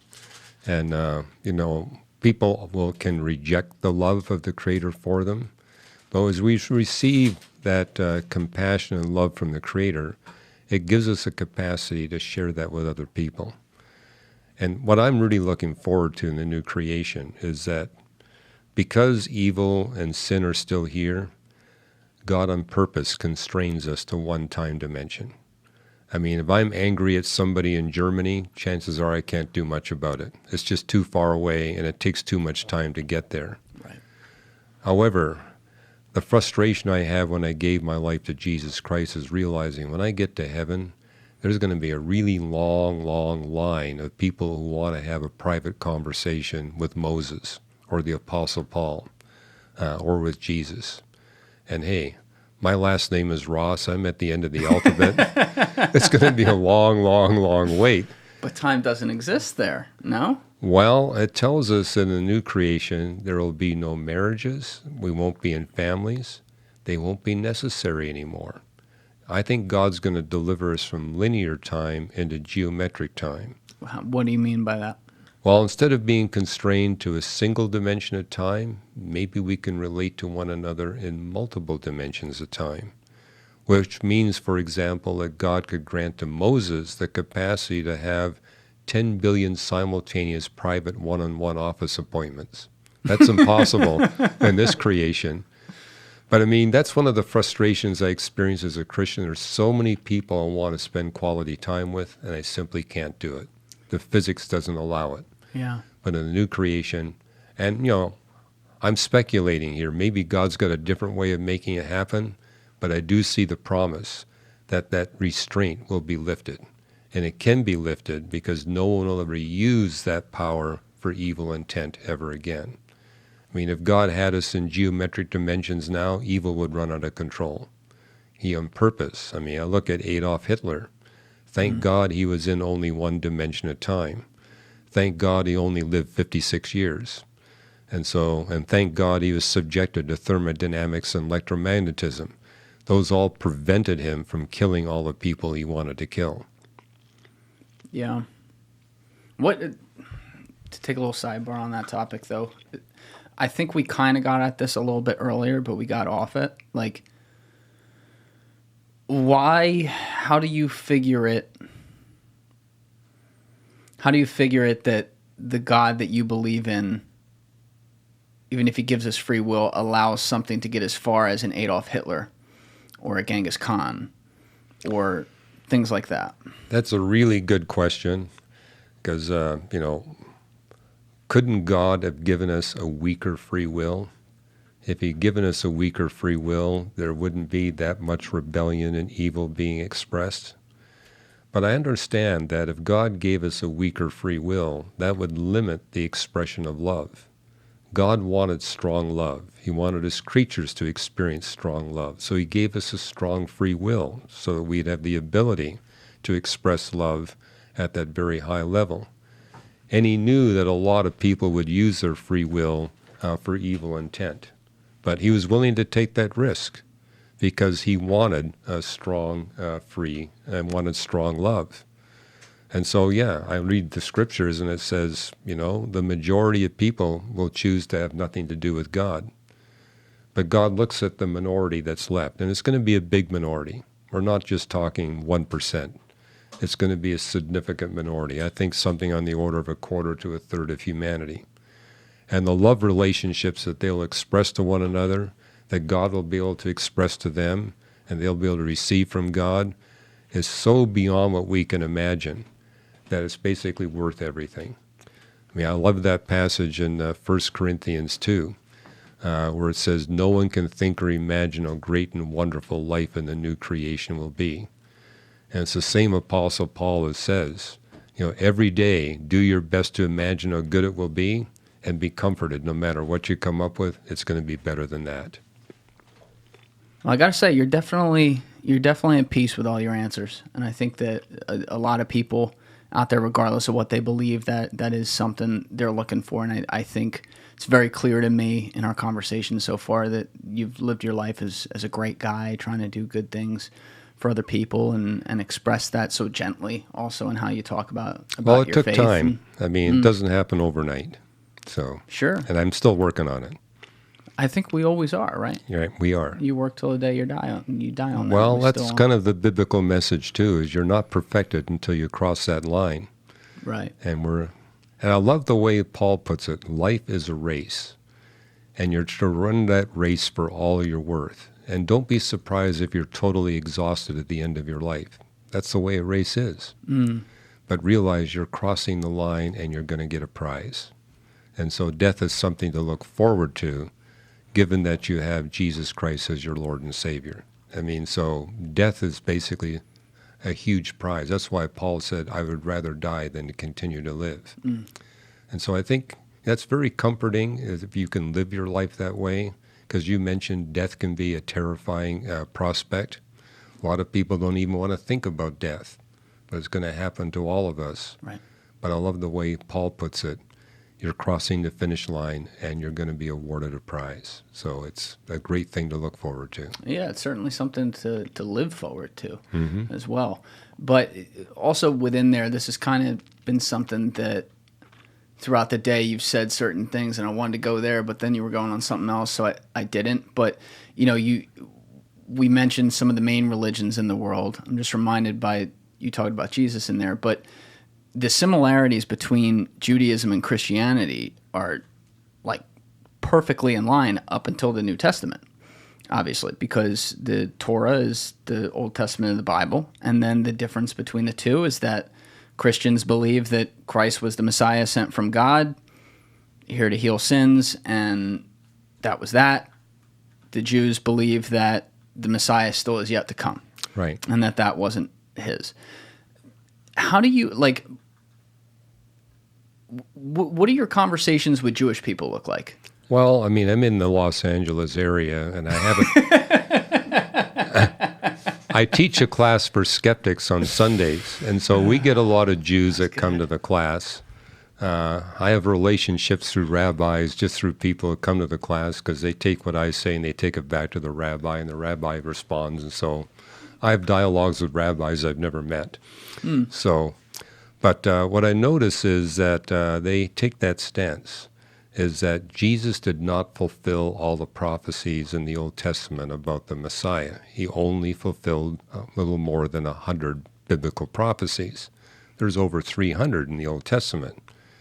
And, they're looking for a Messiah that fills all of the Old Testament prophecies. But what I find ironic is that they believe that Elijah comes twice.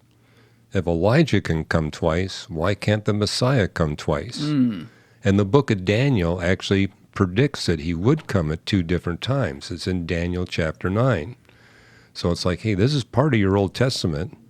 But most Jews that I know have not read through the entire Old Testament. And so that's kind of one way I work with Jews, to say, you need to read your book, not just passages. And most of them are really thoroughly knowledgeable about the Torah and a lot of the Psalms, but often that's where it stops. I'm saying there's a lot more to the Tanakh, your holy book, than just those books that you've read. And those are the ones that tell us that Jesus comes twice. First, he comes on a donkey. A donkey is a symbol of peace. Okay. The last time he comes on a horse, where he conquers. And Jews are looking for a conquering Messiah. I said, that will happen, but it didn't happen 2,000 years ago. He came to sacrifice himself to pay for the sins of every human being that ever lived. That was his role. And you see that in the book of Isaiah, that he would come as a suffering servant, and he would die for us. But if you read the rest of the prophecies, which you see in Daniel and Ezekiel, he will come, and he will actually do away with all sin and evil. He will conquer. But that's a future event. And it says, notice, when you have a Passover, you have an empty chair for Elijah because you believe he will come back. You need to have an empty chair for the Messiah. He's come once already. And hey, aren't you impressed that he fulfilled 100 prophecies plus in the first coming? What are some of the prophecies? Let's start with this. What are some of the prophecies they say he fulfilled? Like just a highlight, because we're not going to go through 300 of them here. And True. What are some of the ones that he didn't fulfill of those other 200 out of the 3? Well, it does say in Zechariah that he would be betrayed by one of his own, and he'd be betrayed for 30 pieces of silver, and the pieces of silver would be used to buy a burial place for poor. That all happened. I was particularly impressed before I became a Christian with Psalm 22. Psalm 22 was written by David 1,000 years before the event. But if you read Psalm 22, it begins with, my God, why have you forsaken me? It ends with, it is finished. What were the first words Jesus said on the cross? My God, why have you forsaken me? What was the last word he said? It is finished.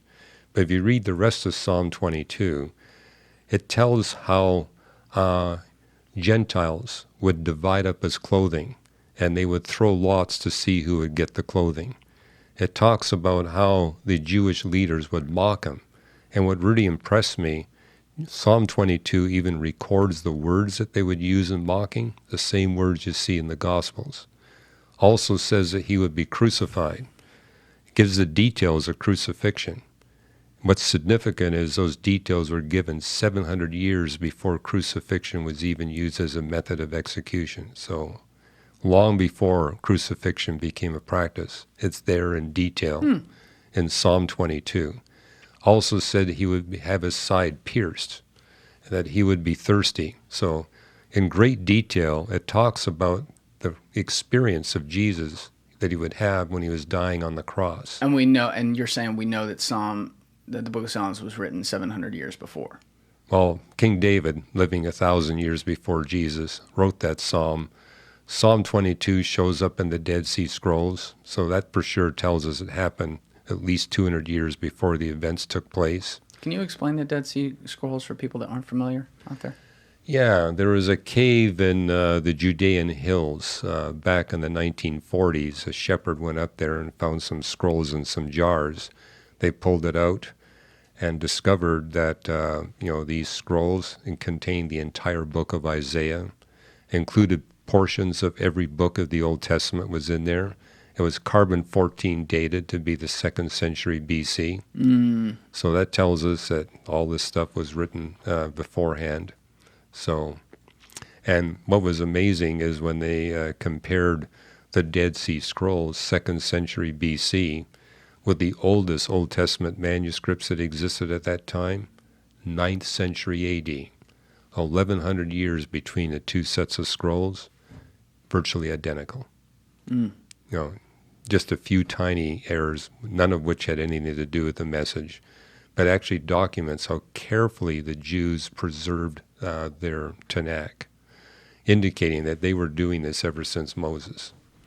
And therefore, we know that these books indeed were in the form that we see, literally at the time that David was writing them, Moses was writing them, etc. Right, so essentially, though, there's a line in the sand there with Jesus' death and resurrection where the two religions end up diverging. It's not like Christianity was invented the next day, but obviously, it was invented pretty quickly one thing after. I share with Jews is, you think that the big difference between the two of us, you deny the Trinity. We Christians believe the Trinity. You think we get the doctrine of the Trinity from the New Testament. We don't. We get it from your book. It's in the Old Testament. The book of Isaiah is the book that contains the most detail about the doctrine of the Trinity, not the New Testament. But what I notice about a lot of Jews is they haven't read the book of Isaiah, or they've only read a couple of chapters. So I say you need to read the entire book. And by the way, the entire book of Isaiah was in the Dead Sea Scrolls. There's a museum in Jerusalem where they actually show you a facsimile of the entire scroll that was found in the Dead Sea Scrolls. And it's like, do you think that's an accident? Maybe God wanted that to be preserved so that it can be a testament. It's right there in Jerusalem. So I think you really need to pay attention to what God has preserved. Read the book and see for yourself what it says about God. But it's also just passed down, though, too, in the sense, right? So you have that moment where there's the divide where, you either stay Jewish or become Christian in that way. And now we're 2,000 years later plus, and we have the two groups of people. So we have generation upon generation upon generation upon generation, where it goes all the way back. So it's just kind of like one person's word versus the other over an argument of how many prophecies were fulfilled. So in effect, though, what I'm getting at is like they worship the same God. They worship Yahweh, right? So if that's all the same, isn't it accomplishing pretty much the same thing in your mind that Christianity does, minus the idea that they understand that they don't think the Son's already been here? Because they deny the doctrine of the Trinity, that means that they don't think that you can, have God bring you moral perfection. I mean, what you see in modern-day Judaism, the way we please God is we do good works. But the Old Testament is clear. Nobody is good enough. All of us have sinned and departed from God. And unless God does it for us, we're without hope. And so that's the part of their Old Testament that they're denying. And so they really do worship a different God. It's not the same God. I mean, the God of Christianity is Father, Son, and Holy Spirit. The God of Judaism is just the Father, all by himself. And I remember, we've debated Jews on podcasts like this and say, well, as a Jew, how do you explain the origin of love? And you get dead silence. Jews love to talk, especially Jewish theologians. In fact, I remember we were doing a podcast with two Jewish theologians. We couldn't get a word in edgewise until we asked the question, how do you explain the origin of love? And then they were just dead silent. Why are they silent about, though? They don't have an answer. I don't know if that's... If God is all by himself, then, there is no love. The origin of love is placed in... this is how I would answer it if I were them, but like the origin of love would be what we alluded to earlier in this conversation, which is he'd be creating things that he could love, that could feel affection towards him. I mean, I think that's a beautiful thing. I think that would be... Well, it is, but it's making a point that God had no love until he created. Whereas in Christianity, God is experiencing love before he creates. He knows what love is. I mean, you got the weird problem in Judaism and Islam is that this God who has had... Because by definition, love requires at least two people.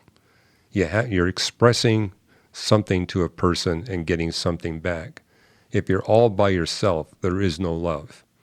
And so you got this God who's never expressed love, never experienced love, and he creates these creatures that are able to do both. And so God is deficient until he creates, whereas in Christianity, God is never deficient. He's always fulfilled. But deficient is a human term.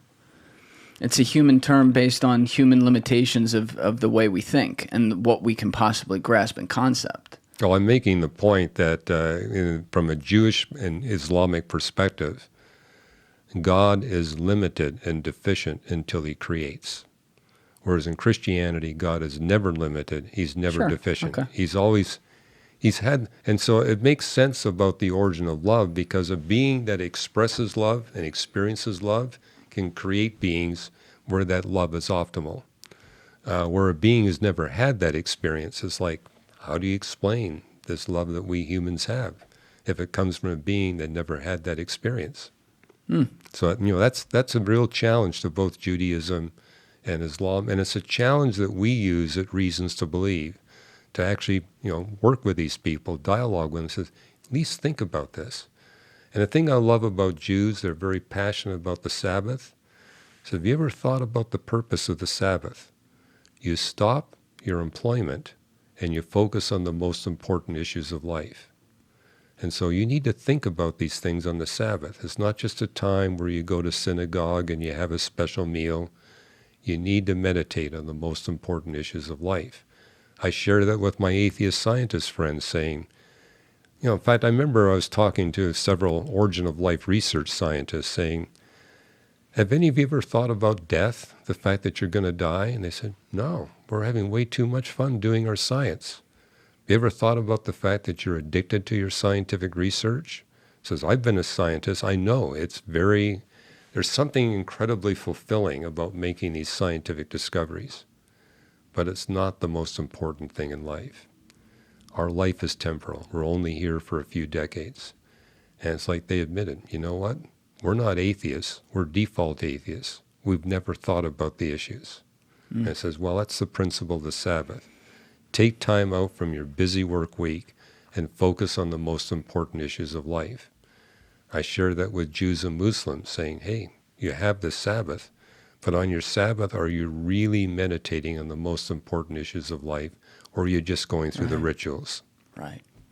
Well, I think regardless of even the religious context of it, for taking time alone to yourself, or like at peace, or even, with other people, where that's kind of the focus, away from the day-to-day, the rah-rah, get things done. It's something that today's world, I'll speak from an American perspective at least, we don't really reward that. We don't encourage that. It's constantly go, go, go, go, go, do this, do that, keep up with everyone else. Well, we live in a country where life is too good. I mean, there's just so many good things that can distract you. So, yeah, but also I don't know. I feel like that's also a bit of a. I feel like we're at a moment in time right now where we are kind of, as a society, teetering on the goodness of like this country, right? Where people are bitching and moaning over things that are nonsensical I'm trying to choose my words carefully here, are nonsensical in the context of the meaning of our lives, right? So this is actually a great argument for organized religion, which I've had my problems with, but, people have put their faith in other things. They've put it in politics. They've put it in objects. They've put it in things of this earth that don't really carry any meaning whatsoever, other than, what's the next 5 minutes going to look like for you. And I feel like as society has moved away from more, God themes across the various religions as a whole, on the average, we've created more problems in division with each other. We have. And I don't really have a good argument against that. What do you think it is about people that, even if they don't believe in or focus as much on a God or a higher meaning, they kind of have to take that energy and put it somewhere, which usually is in a positive place?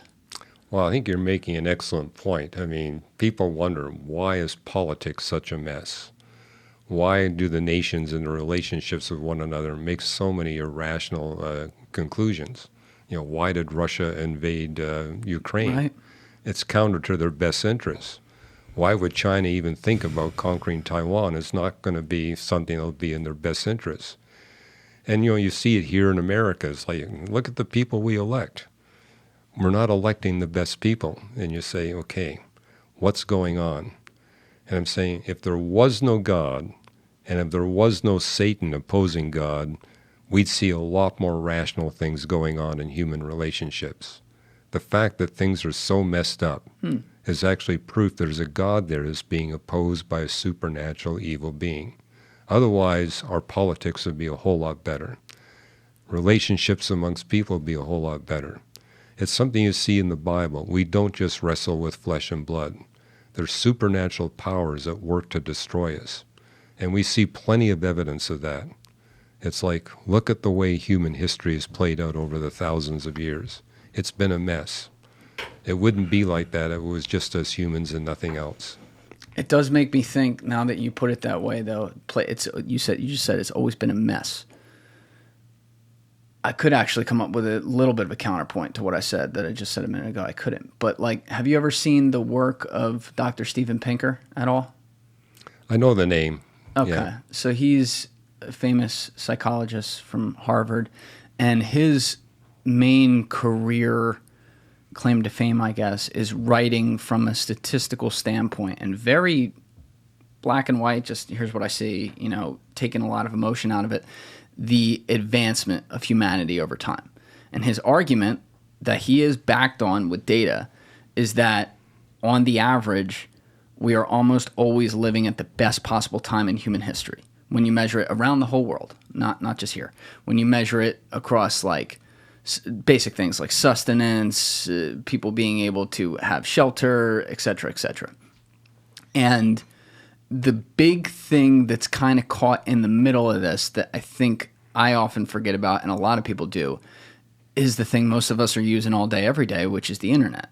And the internet is a beautiful tool in the sense that it can allow you to connect all over the world, but it also sucks in that it allows you to put all your opinions out at the click of a button. Right. And it gives us this very unreal from behind a keyboard element to inject ideas and attack other people's ideas that we otherwise would have no idea what they actually think or care. I think you must have been visiting my social media sites. I mean, I actually haven't. No. I get insulted hundreds of times a day from people who are atheists, from people who are believers.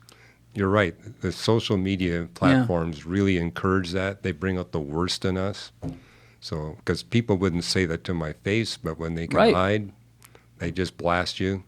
And it's horrifying, some of the things they say. Oh, don't read them. Yeah. Just, stay away from them. If they bother you, just stay away from them. But, because also people are just injecting from behind their keyboard a feeling to make them feel good, and it's their insecurities upon you, right? Even if maybe sometimes they have a point and their criticism's in a good place, they could deliver it a lot better. It's a great piece of evidence that human beings are not fundamentally good. So, what the Bible tells us, that we all fall short of the glory of God. It's right there on the internet. Right. Yeah.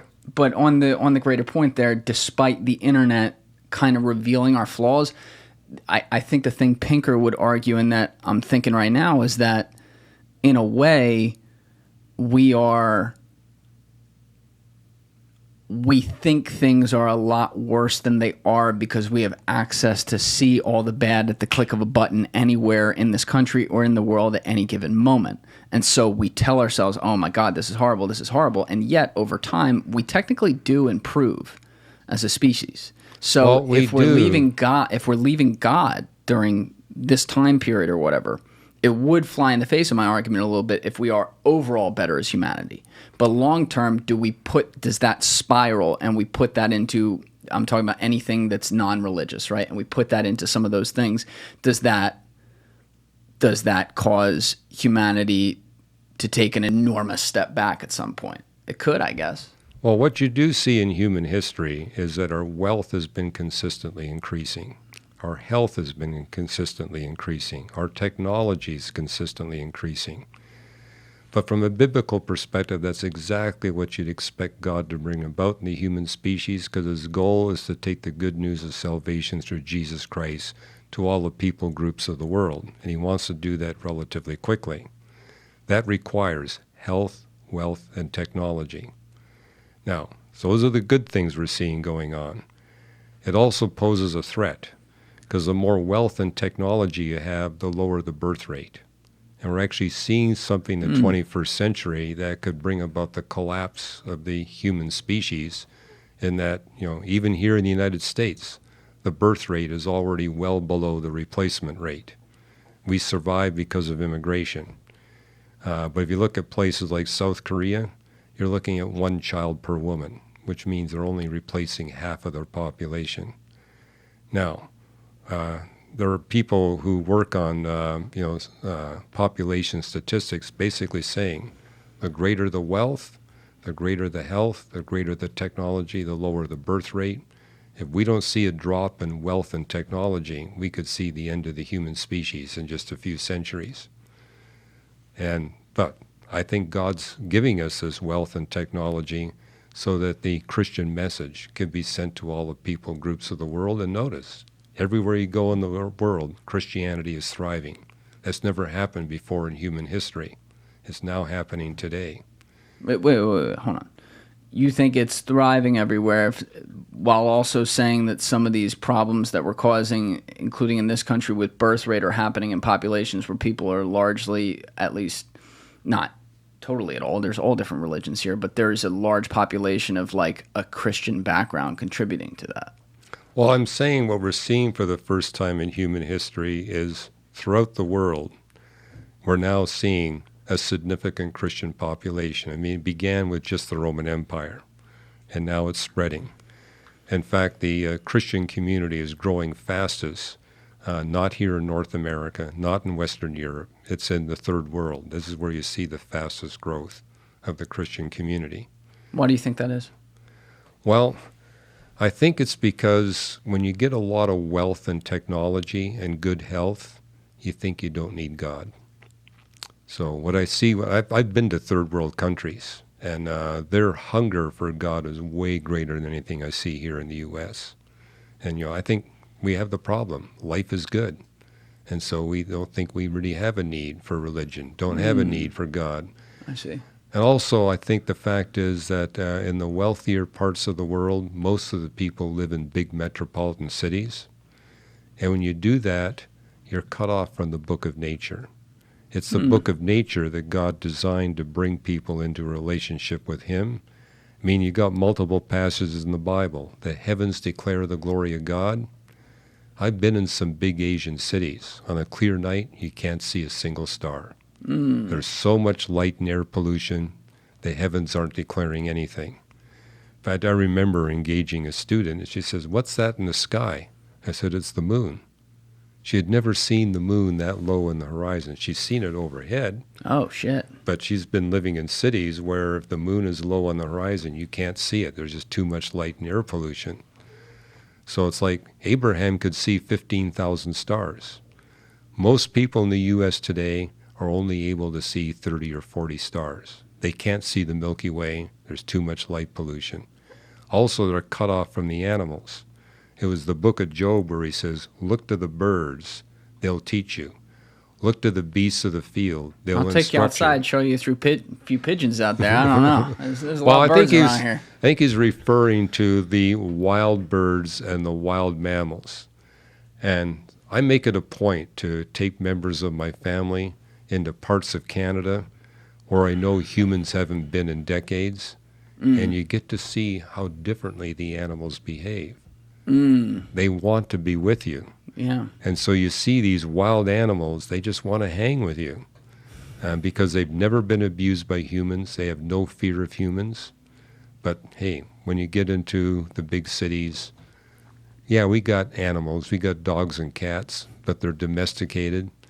People are cut off from seeing the testimony of the wild birds and the wild mammals and how God designed them to serve and please a higher species.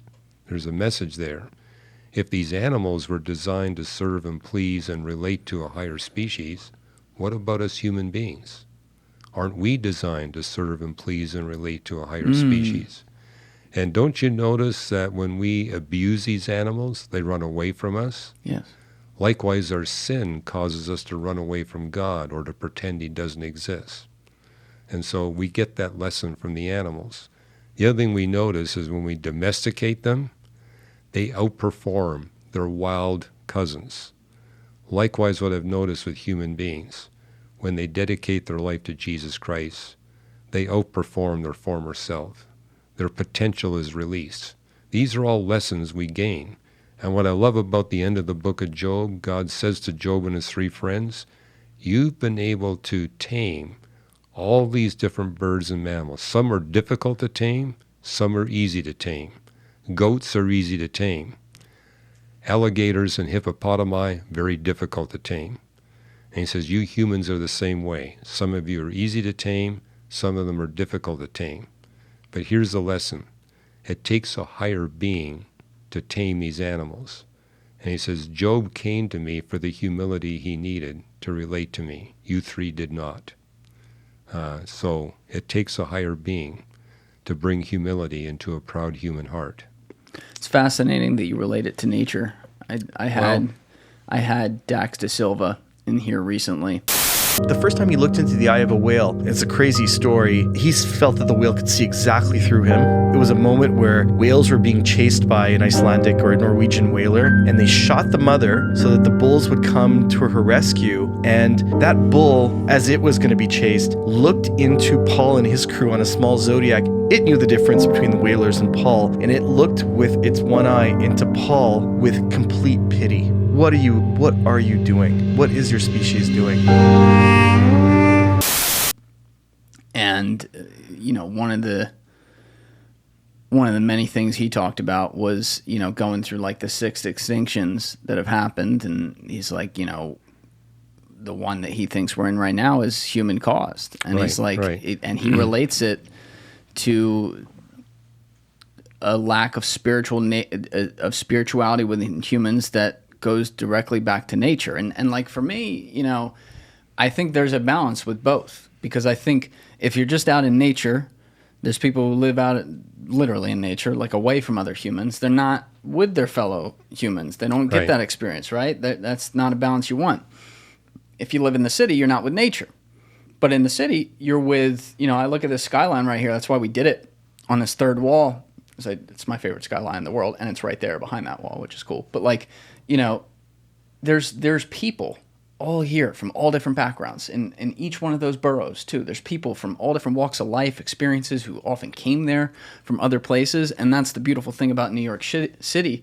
They get to share all these things, so I think there's a yin and a yang there. Mm-hmm. But I see what you're saying, because, we kind of get, maybe if we get more packed in cities over time, and there's more and more people just focused in little areas, we can kind of lose sight of the fact that, that there is a great world out there. Well, what's interesting is that the percentage of the human population that identifies themselves as atheists, agnostics, or nuns, where they have no religion, that's been rising throughout the 21st century. But it's rising at the same rate that urbanization is rising. As more and more people live in big cities, you see more and more. And, I've actually been in very rural parts of Africa and Latin America. And what I notice is when you're talking to people who live close to nature, I've yet to meet one that doesn't believe in God. But when I'm in the big cities, that's where I run into all the atheists. All the atheists I've debated in my career, they've all been living in big metropolitan cities. So I think the book of nature is a huge factor. It's a way that God brings us to him. And it's like everybody's been exposed to the big book of nature, but many of us have isolated ourselves from nature by withdrawing from the wild world, living in cities where there's just enormous light pollution, so we don't get to see what God created. I think what blunts that, the James Webb Space Telescope. I say, hey, you can't see 15,000 stars like Abraham did, but look at the Hubble Space Telescope. Look at the James Webb Space Telescope. And the images are gorgeous. There's a beauty. And I remember when I was on the faculty at Caltech, trying to talk to atheist astronomers in the hallways at Caltech in Pasadena. It's different than when we would go onto the telescope in the Owens Valley Radio Observatory. Then we would take a day off and go into the high Sierras and get up into one of these beautiful mountain meadows. I'd simply say to my atheist peers, what do you think of this place? They said, it's beautiful beyond description. I got a question for you. Why do you think this place is so beautiful? And that would really open up a deep spiritual conversation that would have never happened in Pasadena, California. There's something about having that close contact with nature and just seeing the beauty that's just everywhere. God made this universe beautiful. He made the earth beautiful. He made the animals beautiful, the plants. There's something about walking through an alpine meadow that's filled with wildflowers. It has an impact on you. And I remember there's one atheist saying, you know what, I don't believe in God, but I'm having a spiritual experience. There's something about this place. And if you go back thousands of years ago, everybody was having those experiences. Today, the majority of human beings have never seen the Milky Way. They've only seen a few dozen stars. and they have no contact with these wild birds and wild mammals. That to me explains the rise of what I see, agnosticism, atheism, and the nuns. Fascinating. Well, if I dig into that, I'm never going to get to some of the other stuff we want to talk about. Okay. So I will leave that there because you keep on creating an open loop and I keep going down it. But we had hinted at the beginning, you looking at, and it's come up in some of the conversations, you looking at the concepts of like the size of the universe and extraterrestrial life and how that could equate with even some of the things you believe in the Bible. I know one of the things you have said on camera earlier in the conversation had to do with the fact that the Bible said that, Jesus was sent here one place, one time, one man, something like that, for all. So the for all could signify that there's other species that exist in other places. But to start it off, like when did you... At what point in your life did you start to get curious about the existence of extraterrestrial life and what, when did you get into it? Probably when I was 7. I mean, that's when I started reading all these books in astronomy, and that was part of what I was curious about. Is this universe a habitat for more than one species like us? And what about all these, I remember as when I was a child, there was a big debate. Is the sun the only star that's got planets orbiting it? I mean, that wasn't settled. Now we know that virtually every star has got planets orbiting it. So then the question is, well, how many planets do we have that are just like our planets? I remember when the first planets were being discovered outside of our solar system. That was 1995.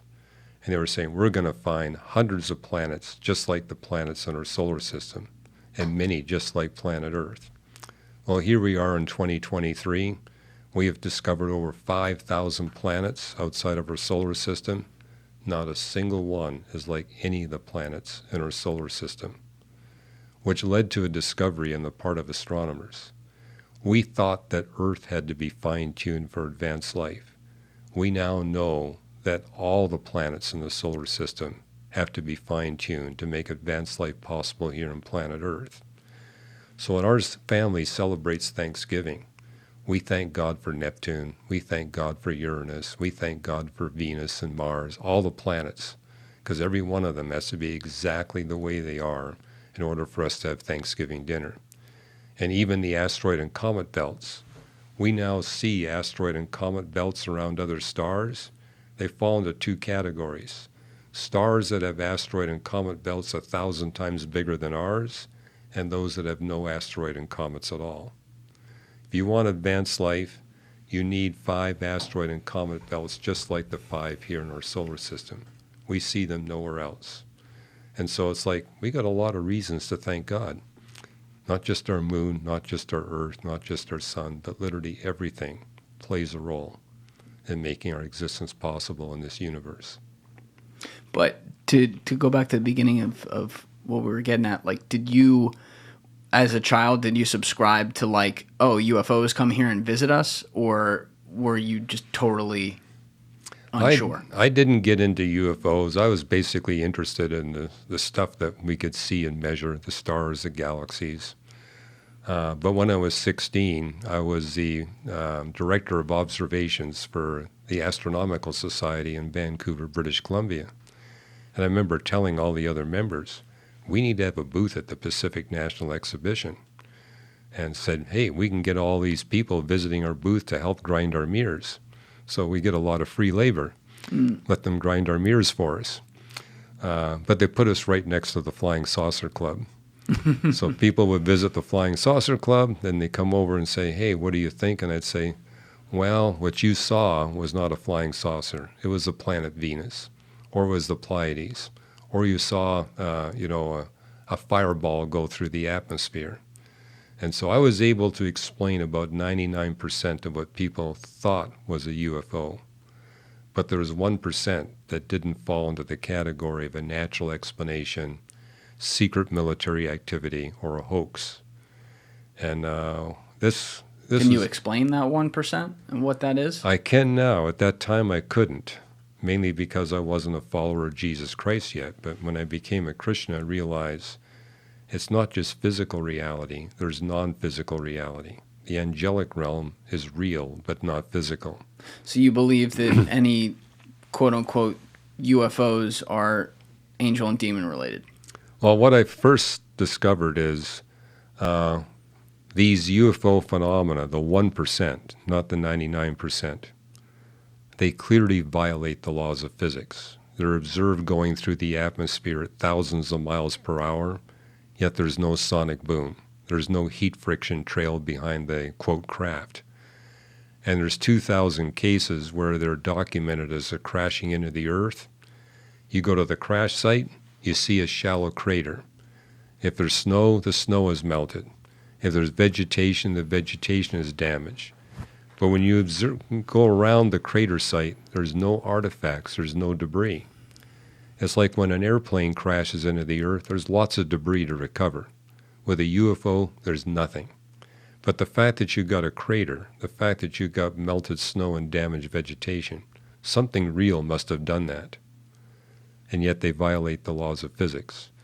And I'm not alone. There's 6 physicists besides myself that have spent at least a decade studying the UFO phenomena. They all agree with the one who's put the most research into it. That's Jacques Vallee. He's a French astrophysicist. Yes. He's friends with our guy, James Fox. Yes. Well, he basically says we're dealing with something interdimensional. Yes. It's something that's not constrained by the dimensions of the universe. You mentioned angels. They would be a possible explanation because they're interdimensional beings. So that's a possibility. The other thing I noticed is that it was Alan Hynek, the American astrophysicist in the 60s, that came up with the term close encounters. Yeah. Because he made the point, it's the close encounters that are difficult to explain. And that's where you come within 500 feet of the UFO phenomena. That's there's 3 kinds. There's 3 kinds, right? Yeah, first kind, you come within less than 500 feet of the phenomena.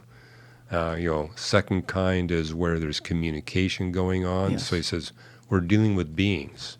These are interdimensional beings because there's communication going on. And then Jacques Vallee and others have made the point, we're dealing with something that is not benevolent. Because when people have these close encounters, it's always harmful. The best you're going to come away with is recurring, terrifying nightmares. Worst case scenario, you get killed by the phenomena, or your animals get killed or injured. Harmful Harmful to just the human. after? Harmful to the human contactee. Yeah, but during? During or after. So there are a lot of supposed sightings where it's not during, and I could Yes, think that of some does where it's happen. not Yes. like are you familiar with the '94 Zimbabwe? Yeah, well, I mean, as I mentioned, often there's nothing happening at the moment, but they wind up having these nightmares that recur. I mean, that's very commonly reported amongst the 1%.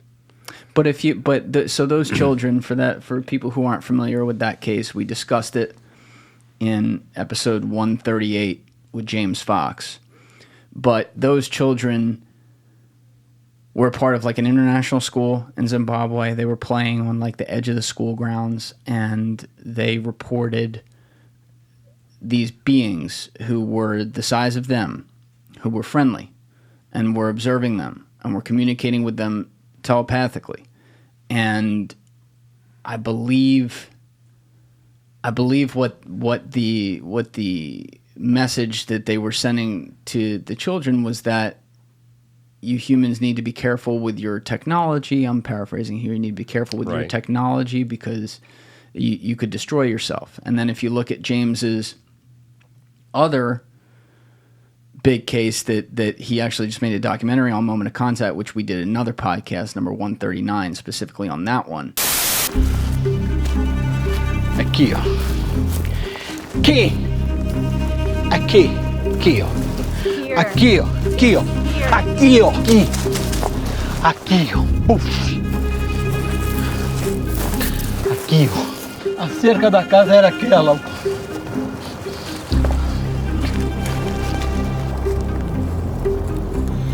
Foi aqui que caiu.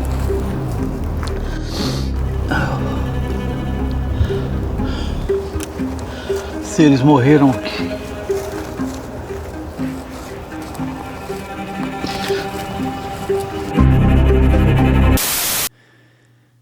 In that case, one of the sightings was the message was, you humans have no idea what your potential is. And so I point these out because neither of these are negative things. Neither of these are satanic things to say to somebody, right? And so doesn't that put a little bit of a hole in that argument that it's always negative? Well, for example, this is not a new phenomenon. It's been going on for thousands of years. And so, like, you've got the Irish talking about leprechauns. I mean, they appear in different forms. What I find interesting is that with the UFO phenomena, it was slow-moving dirigibles in the atmosphere 100 years ago. World War II, it was the Foo Fighters moving at the speed of sound. Today, they're moving at 25,000 miles per hour. They seem to be keeping pace with our aircraft technology. And they keep changing their story. 100 years ago, they said we're from the backside of the moon. When the lay public became aware that's not credible, they said, well, we're from Venus.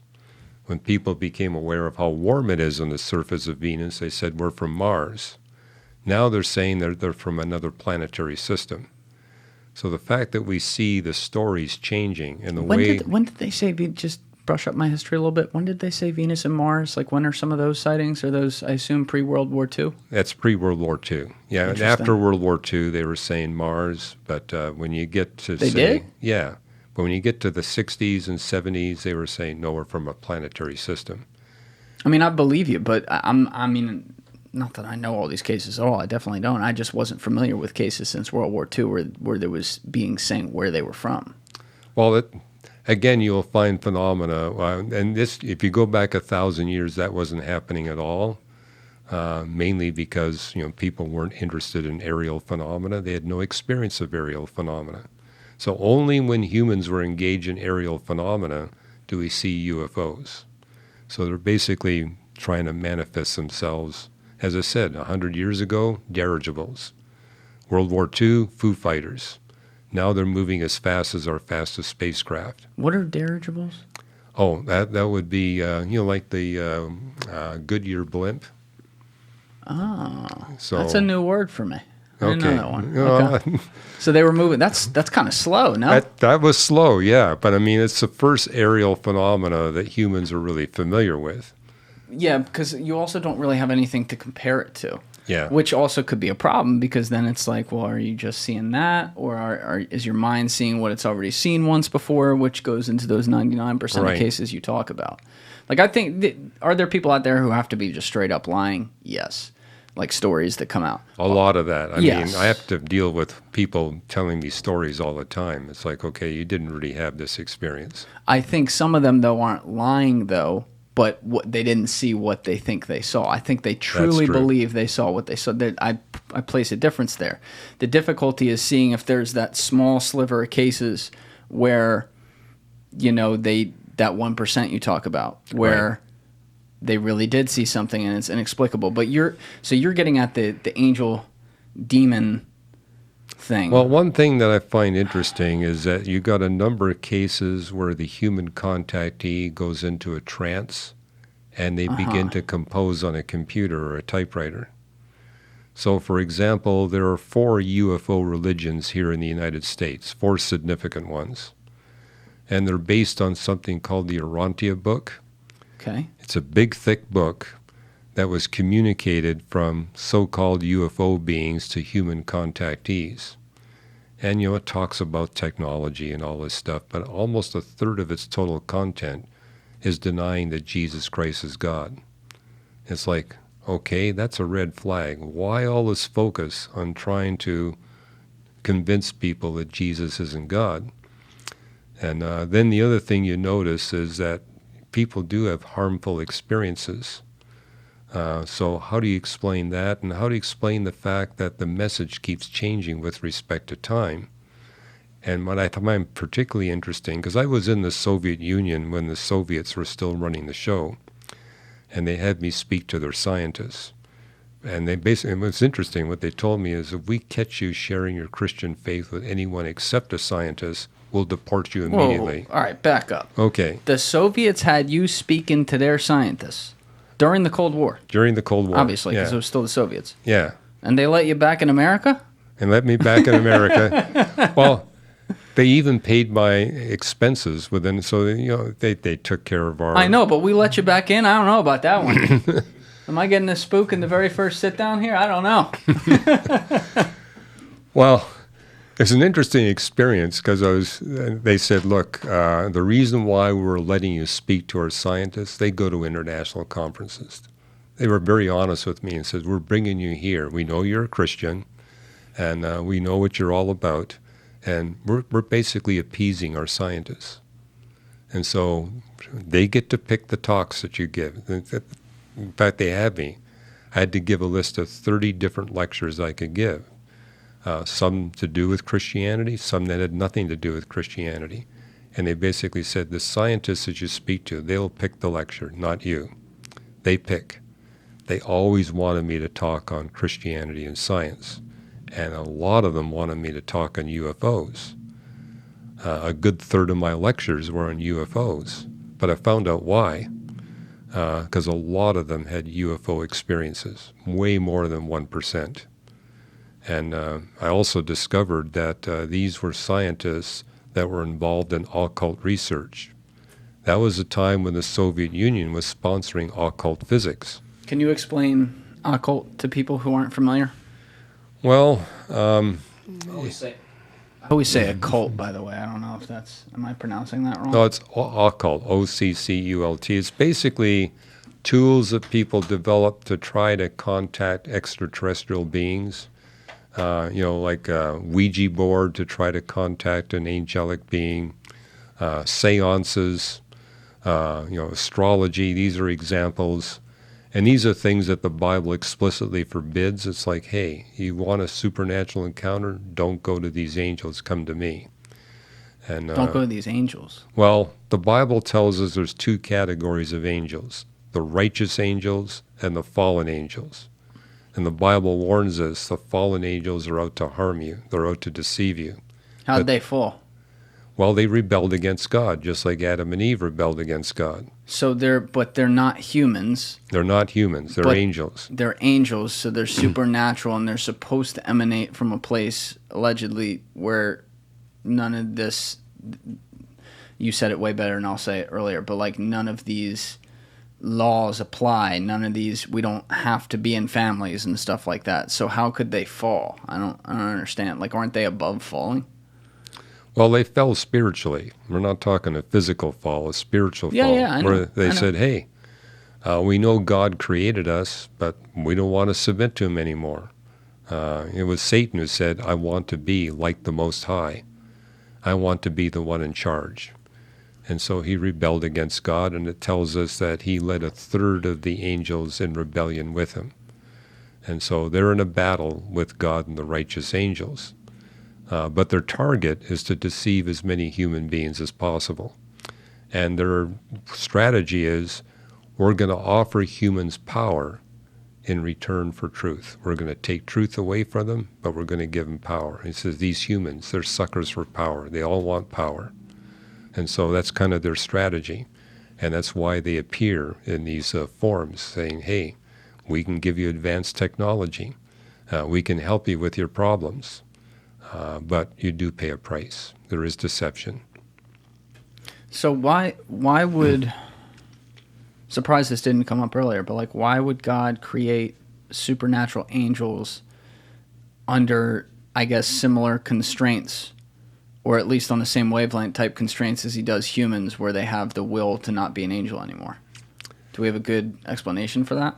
Well, we talked about this earlier. He created us human beings with strong free will so that strong love would be possible. God wanted strong love relationships with his creation. He had the same goal for the angels. He wants strong love relationships with the angels, which means he granted them strong free will. And he knew ahead of time some of them would use their free will to rebel against him. But it's like, hey, I want strong love. I'm willing to have this happen, where some choose not to relate to me. He gives the angels the same choice he gives to us human beings. We can spend eternity with him or eternity without him. So do you think that I'm trying to put together everything you're saying, so correct me if I'm making some of the wrong leaps here. But you're referring to the fact that there seems to be an overwhelming negativity as a result of these quote-unquote events that happen, which is alluding to the fact that they're fallen angels who are doing this, not angels. So you don't think angels have ever, if this is the case, been responsible for the phenomenon as we know it? Like there's never been a sighting where, you walk by and there's a giant crater or something and something was there and you can't find anything and it was actually an angel as opposed to a fallen angel. Well, the distinction is righteous angels versus fallen angels. And we see in the book of Hebrews a statement referring to Christians. Many of you have entertained the righteous angels unawares. And so God will allow the righteous angels to momentarily assist Christians in their ministries. And you see that in the book of Acts, where an angel opens the jail for Peter, and Peter walks out, and the angel disappears. And it says, many of you have had these experiences that didn't even notice it because it was so momentary. But here we're talking about the fallen angels, the angels that are in opposition to God. And I think what is significant, and I saw this when I was in Russia, is where you see people deeply involved in the occult and trying to gain these supernatural powers, that's where you see a very high incidence of UFO events. So, and you even see that here in America. There's certain states where we see a higher rate of experiences of UFOs than you do in other states. But it's proportional to the percentage of the population that's involved in the occult. And the Bible tells us these evil angels, they need permission. They cannot touch you unless you give them permission. And you give them permission through your occult experiences. So the book we wrote, Lights in the Sky and Little Green Men, we say it's a scientifically testable explanation of UFOs. Get rid of all the occult in your life, that'll be the end of your UFO experiences. Begin to pursue the occult, don't be surprised if it happens. And notice how frequently the UFO phenomena repeats. So it's like certain individuals have repeated UFO encounters, but these are the individuals that are very much into the occult. Take that out of your life. And again, I'm not alone. These physicists who've devoted 10 years plus to studying the phenomena, they draw the same conclusions. They say, we're not sure. Who are those physicists? Well, people like Jacques Vallee. Yeah, you mentioned him. But and I forget the 5 others are in our book.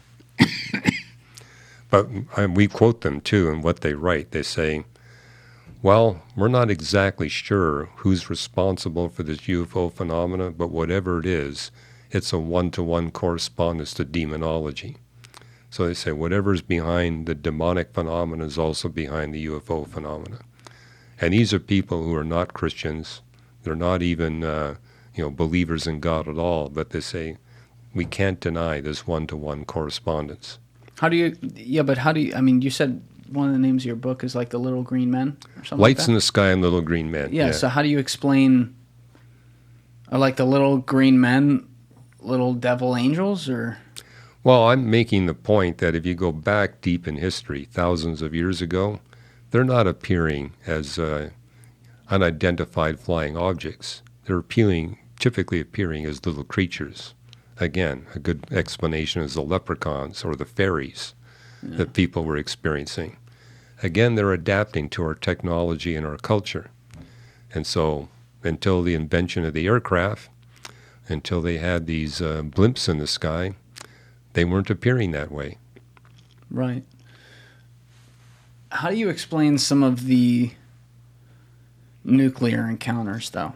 And for a little background on that, that's another thing that I discussed a lot with James Fox when he was in here. But, James is like, I'm not sure there's a better historian of the post-World War II phenomenon than James. I mean, his movie, The Phenomenon, I may be a little biased, but I think it's probably the best UFO documentary ever made. It goes through that history as beautifully as anything I've ever seen. But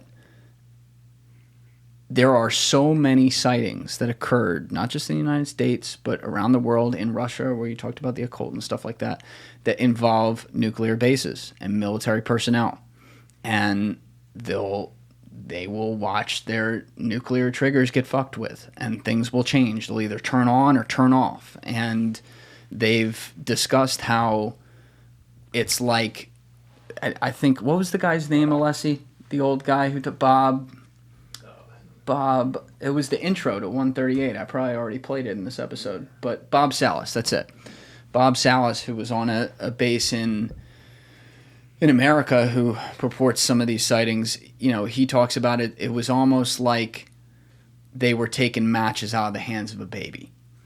Because in the post-World War II world, after we reached the nuke and used it twice on Japan, which was definitely excessive, but that's neither here nor there. It's almost like that unlocked this thing where humanity could destroy itself, which is a real biblical type idea, by the way. But these beings start appearing on these bases to take away, to tell us they're stopping our ability to do that. That was reported so much, and if that pattern isn't even somewhat true, that would seem to be a very positive one to me. So is that angels? Well, I don't see a lot of that in the UFO literature. I mean, I've read those kinds of stories, but it's like I'm not seeing the documentation. What they do document is that the most common appearance of a UFO is 3 a.m. in the morning on lonely country roads, which I find fascinating because guess what? That's where our telescopes are. It's we astronomers who spend a lot of time at 3 a.m. in the morning on lonely country roads trying to observe the heavens. And yet, what I document in Lights in the Sky and Little Green Men, observational astronomers have one of the lowest incidents of UFO encounters. Although I do know of 2 astronomers who would come on the telescope for 3 or 4 hours a year, and almost every time they had a UFO encounter. Meanwhile, I'm logging 1,500 hours a year. I never have an encounter.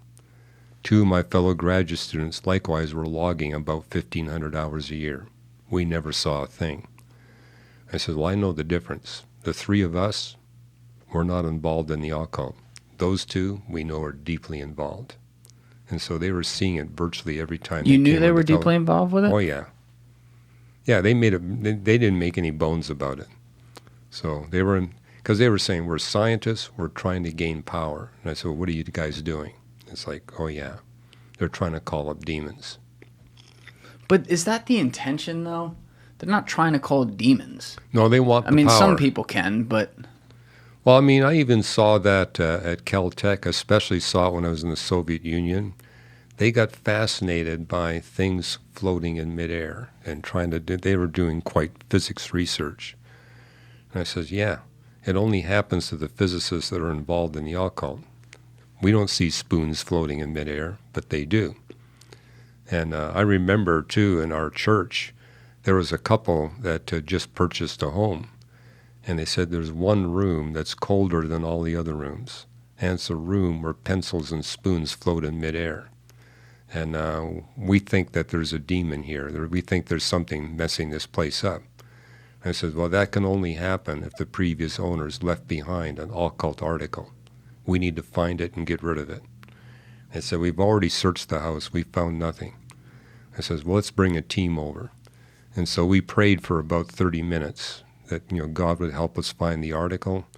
And they said, we've searched the whole house. And I said, what about the basement? We've searched that too. What about the garage? He says, take me to the garage. Went into the garage, and I saw rafters with a pile of junk lumber on top of the rafters. He says, have you gone through that junk lumber? No, we haven't. We hauled all the junk lumber down. In the middle of it was an astrological forecaster. We went back into the room that was colder than the other rooms. You could see a faint octagonal outline on one wall. It was the exact same size as this astrological forecaster. We destroyed it. The room temperature went back to normal. No more floating objects in the room. Right away. Right away. And just by destroying it. Just by destroying that one item, it was all gone. Which is a supernatural occurrence because that violates certain laws. Yes. But if you got angels, they're not subject to the laws of physics. So, and when you have experiences like that repeatedly throughout your life, you begin to realize the angelic realm is real.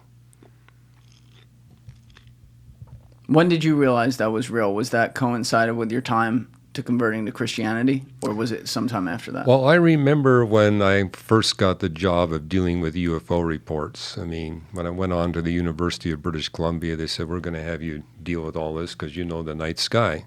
You can explain all this stuff to people. And I thought that all this UFO stuff was nonsense, that I could explain everything as a natural phenomena, some military activity, or people were just playing a hoax. I remember especially undergraduate engineering students, they loved to duplicate UFO phenomena. They were playing tricks. And so for a number of years, I was convinced I could explain everything. But then I began to have these other people coming to me, and I realized, oh, there's more going on than just the pure physical realm here. There's something happening, but it's a very small percentage. Now, most UFO researchers say that 5% of what people tell them are in the category of non-physical reality. For me, it was only 1%. But I think that's because, being an astronomer, I was able to recognize more of the natural phenomena than the other researchers were. But it's somewhere between 1 and 5%. Even that seems like almost a little high to me, too. I mean, I would think, like you said, there's so many damn stories out there. Right. And people say it, and even just having a few be true is wild to me, right? Well, the total database is in the tens of millions. So when you talk about 1 to 5%, we're talking a lot of evidence. That's what I'm saying. Yeah, it's a lot of it. That's one thing that people like Jacques Vallee say. We can't just push this underneath the table. There's way too many experiences people are having. And hey, if it's 1% out of 20 million, well, that's 200,000 encounters. I mean, it's not a small number. Well, you also predicted, at least a couple years ago, maybe a little longer, I think it was in one of your books, that in the coming years, you predicted we would see the government start to push out a lot of quote-unquote UFO material. And it would appear you're right about that. I mean, especially in the year 2023, it has been nuts how much is coming from the government. Well, what I did say, that? what made me think that is the database is so big, it's going to leak out. And the best way for the government to deal with it is just come clean and just release it. Yeah. So, and that's kind of what's happened, not just in the U.S. France has released a lot of stuff. I mean, so it's almost a worldwide release phenomena. And people said, Hugh, are you going to have to revise your book? I said, all the new stuff that's been released is just like the old stuff. It's just more of it. And it's basically telling people this is not just a minor phenomena. I mean, that's what David Grusch was saying when he testified to Congress. He said, this is not a minor phenomena. It's widespread. He was right about that. He was wrong about almost everything else he said. Because David Grusch has been making claims for the past 5 years that our government is hiding actual physical craft. Yes. And that actually have the bodies of UFO beings. I noticed when he testified to Congress, he kind of backed away and said, no, what we have is biological tissue. And so what does that mean? But the whole point is, if our government has been hiding physical craft since 1933, there's no way that evidence would not have escaped by this time. Our government security is not up to the task. I would argue even Soviet security wouldn't be capable of hiding that much evidence from the public. You know, I personally have seen lunar rocks brought back by the Apollo astronauts. I've not physically handled them, but I've watched a scientist just a few inches from me handling these lunar rocks. I've yet to see a single artifact from a UFO. There's nothing. Yeah, Michio talks about that a bunch. Yeah, I mean, He's lots like, of stories. Steal something. Take something if you have an encounter. Yeah. It's like the fact that there's no physical artifact that anyone can produce tells us we're not dealing with something physical. It's a huge hole. It's It is a huge an enormous hole. Especially when you're talking 20 million documented cases. With that many cases, there should be physical evidence, and there isn't any. Yeah, I don't think. I mean, we know they're documented, but again, like a small percentage of those, I think, could have maybe happened. But, you know, I do still always go back to these beings, whatever they are, have figured out things that we haven't. And I've also said, and this one I feel a little stronger about, but to be clear, I don't really feel strong about anything in this space. This is very wide open for me. But I've also said that they could probably, like, if they're that advanced and could do some of the things that allegedly they'd have to do to come here or be here, they could probably simulate what happens ahead of time. Meaning, if someone has an actual sighting, and it's a real sighting, they did that on purpose.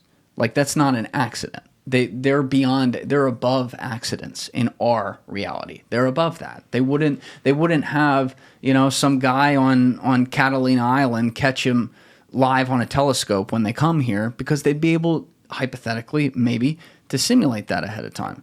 So could that also be a part of why we don't have evidence? Well, when I heard David Grusch's testimony, it's like he was claiming that these are, physical beings from another planetary system, bringing high technology, making the claim that ancient civilizations benefit from the high technology of these beings. We already know that it's not possible to send a large spacecraft across interstellar space. One reason we know that is astronomers are actually seriously considering sending spaceships to the nearest planet outside of our solar system. It's 4.2 light years away. And therefore they're saying, okay, let's just make a fast trip, say at 1/10 or 1/5 the velocity of light, and get there and find out what's going on that planet. Well, they quickly figured out there's stuff between here and the nearest star. There's particles, there's protons, there's electrons, there's helium nuclei, there's dust. And so they quickly figured out the biggest spaceship that has any hope of getting there is 10 centimeters across. Anything bigger than that will be destroyed, because the bigger the cross-section, the more damage you get. Right. And the faster you go, the more damage you experience. And so astronomers are actually proposing, let's send 1,000 tiny spaceships to the nearest planet outside of our solar system at 1/10 the velocity of light, knowing full well that over half the spaceships will be completely destroyed and the other half will be partly destroyed. But they'll be destroyed in different ways, and we should be able to get back some useful information. Well, what that tells us is not even a termite is going to be able to go through interstellar space. And so right away we know this claim by David Grusch that they have actual physical craft and hangars can't possibly be true. That would be a violation of the laws of physics. It's simply not possible for beings our size to traverse interstellar space. And there's no artifacts. I mean, if we actually had the craft, there'd be artifacts by now. And I do think that he was making an interesting point where he said, I believe that our government is hiding technology because these extraterrestrials have figured out how to get around the law of gravity. I think what he heard was scientists studying UFO phenomena saying we're dealing with phenomena that's not subject to the laws of physics. The best spin I can put in David Grusch's testimony is he misunderstood what the scientists were saying and basically concluding that these craft were designed to not obey the law of gravity. But it's like, hey, we've observed the entirety of the universe. The law of gravity works everywhere. You're not getting around the law of gravity. And so, but it is true that scientists have been telling our government for decades now, we're dealing with something that's not subject to the laws of physics. And as far as ancients, I mean, people make the claim that the Egyptians must have had supernatural help to build the pyramids.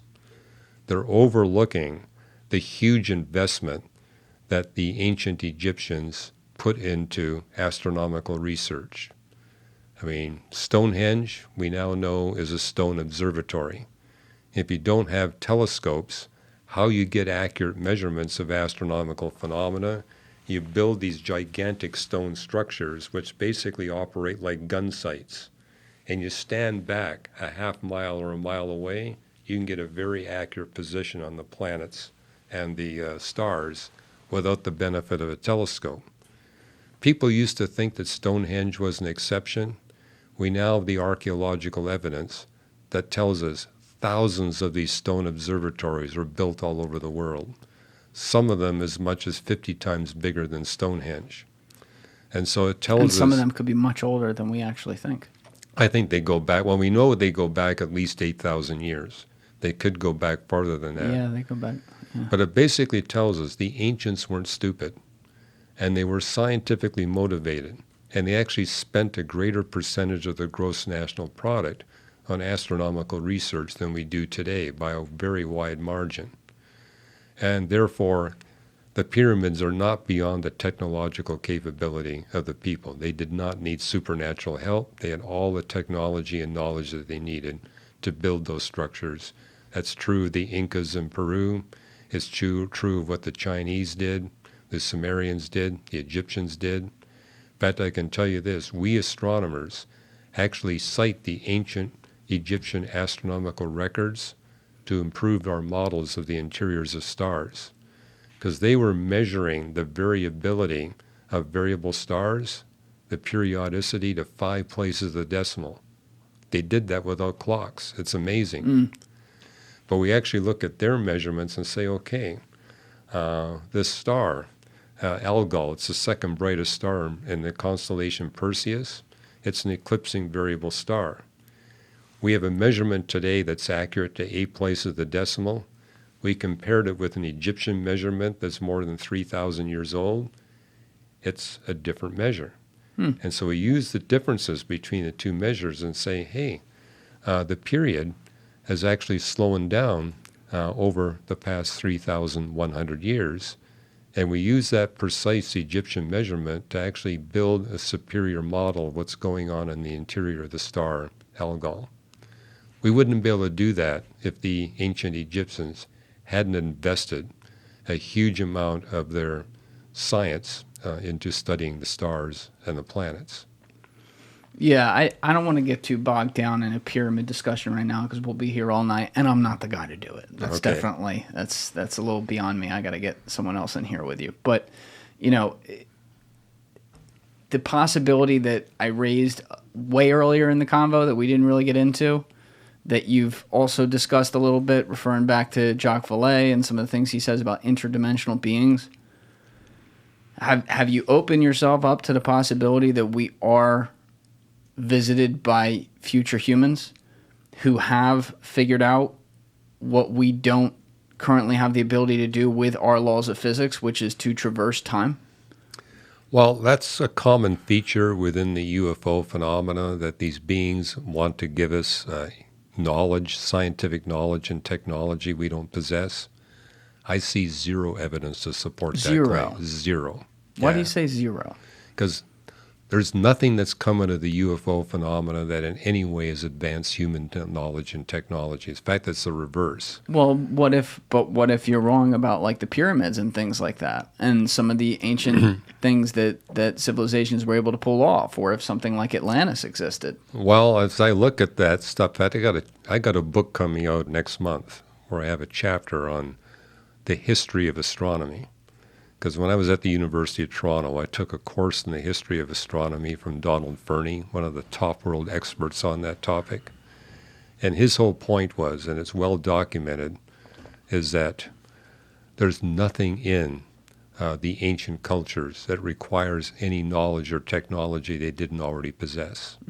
So I stand by my comment. There's nothing that actually indicates that humans have ever received any knowledge or technology from the UFO phenomena. Yeah, in the modern day, I can't really question some of that. Well, even the ancient day. I do. But how do we know that? Because now we're getting impossible. Now we're talking. No, we do know that in the sense that we understand the degree they invested in astronomy, the measurements they were able to pull off, because it's in their records. I mean, we have the ancient Egyptian records, for example, of their measurements. And we know how they achieved those measurements with these stone observatories and, other means. And it's like they didn't need any supernatural advice. They had everything they needed. And hey, if you got 100,000 slaves working for you for a 70-year period, you can pull off some rather amazing construction projects. I think what impressed people, though, is that the way the pyramids were aligned They're aligned to within 1/30th of a moon diameter. Yes. And people said that's beyond their technology. We now know that's not true. Why do we know that's not true? They had the observatories to be able to make those kinds of precise measurements. And they But why do they appear all over the world in other places that didn't have necessarily contact with each other? How do you explain that? Well, I think everybody is interested in the heavens. You know, the heavens declare the glory of God. People everywhere are fast. I mean, I noticed that. I put out my telescope in the front yard of our home, and children everywhere run to look through the telescope. Right, but they all build something that looks similar. Like the way they build buildings even in the world now where everyone's connected. They'll build buildings differently in a city in Europe than they will here. You know? Sometimes they build something what the same. I find interesting is these stone observatories, they're very similar to one another with people that are not connected to one another. Also very creepy. I don't think it's creepy at all. They had a motivation to be able to measure the movements of the planets and the positions of the stars to high precision. And it's easy. I mean, you got to build a stone observatory of a certain size and feature in order to pull off measurements of that precision. And people were doing it all over the world. And you say, yeah, they're reinventing the wheel, but yeah, it's pretty clear. You're going to need some kind of a gun sight to pull that off, and you're going to need really big stones to make it work. No doubt. Well, listen, Doc, we just did like 3 hours. We did? Yeah, this Okay. I told you it would go by very fast. But this has been there's a lot to think about in this conversation. There's going to be a lot of people who disagree with everything you say. There's going to be a lot of people who disagree with some of it, and there's going to be a lot of people who agree with a lot of it. But I like conversations like that, and I really appreciate as I was saying earlier, I really, really appreciate how you go about this. You have a very kind and gentle way of doing it, and you do seem like the kind of person who exhibits a lot of the qualities as a human being that we should all strive for. So I appreciate that about you. Well, thank you. And my goal is just to get people to think. So Well, hopefully good. we gave people a lot of things to think about. We definitely did that. So Okay. thank you for coming out here from California, and everybody else, you know what it is. Give it a thought. Get back to me. Peace. Thank you for watching this video, everybody. If you haven't already, please smash that subscribe button, hit that like button on the video, and I will see you for the next episode. In the meantime, here's another one that you might like, linked right here.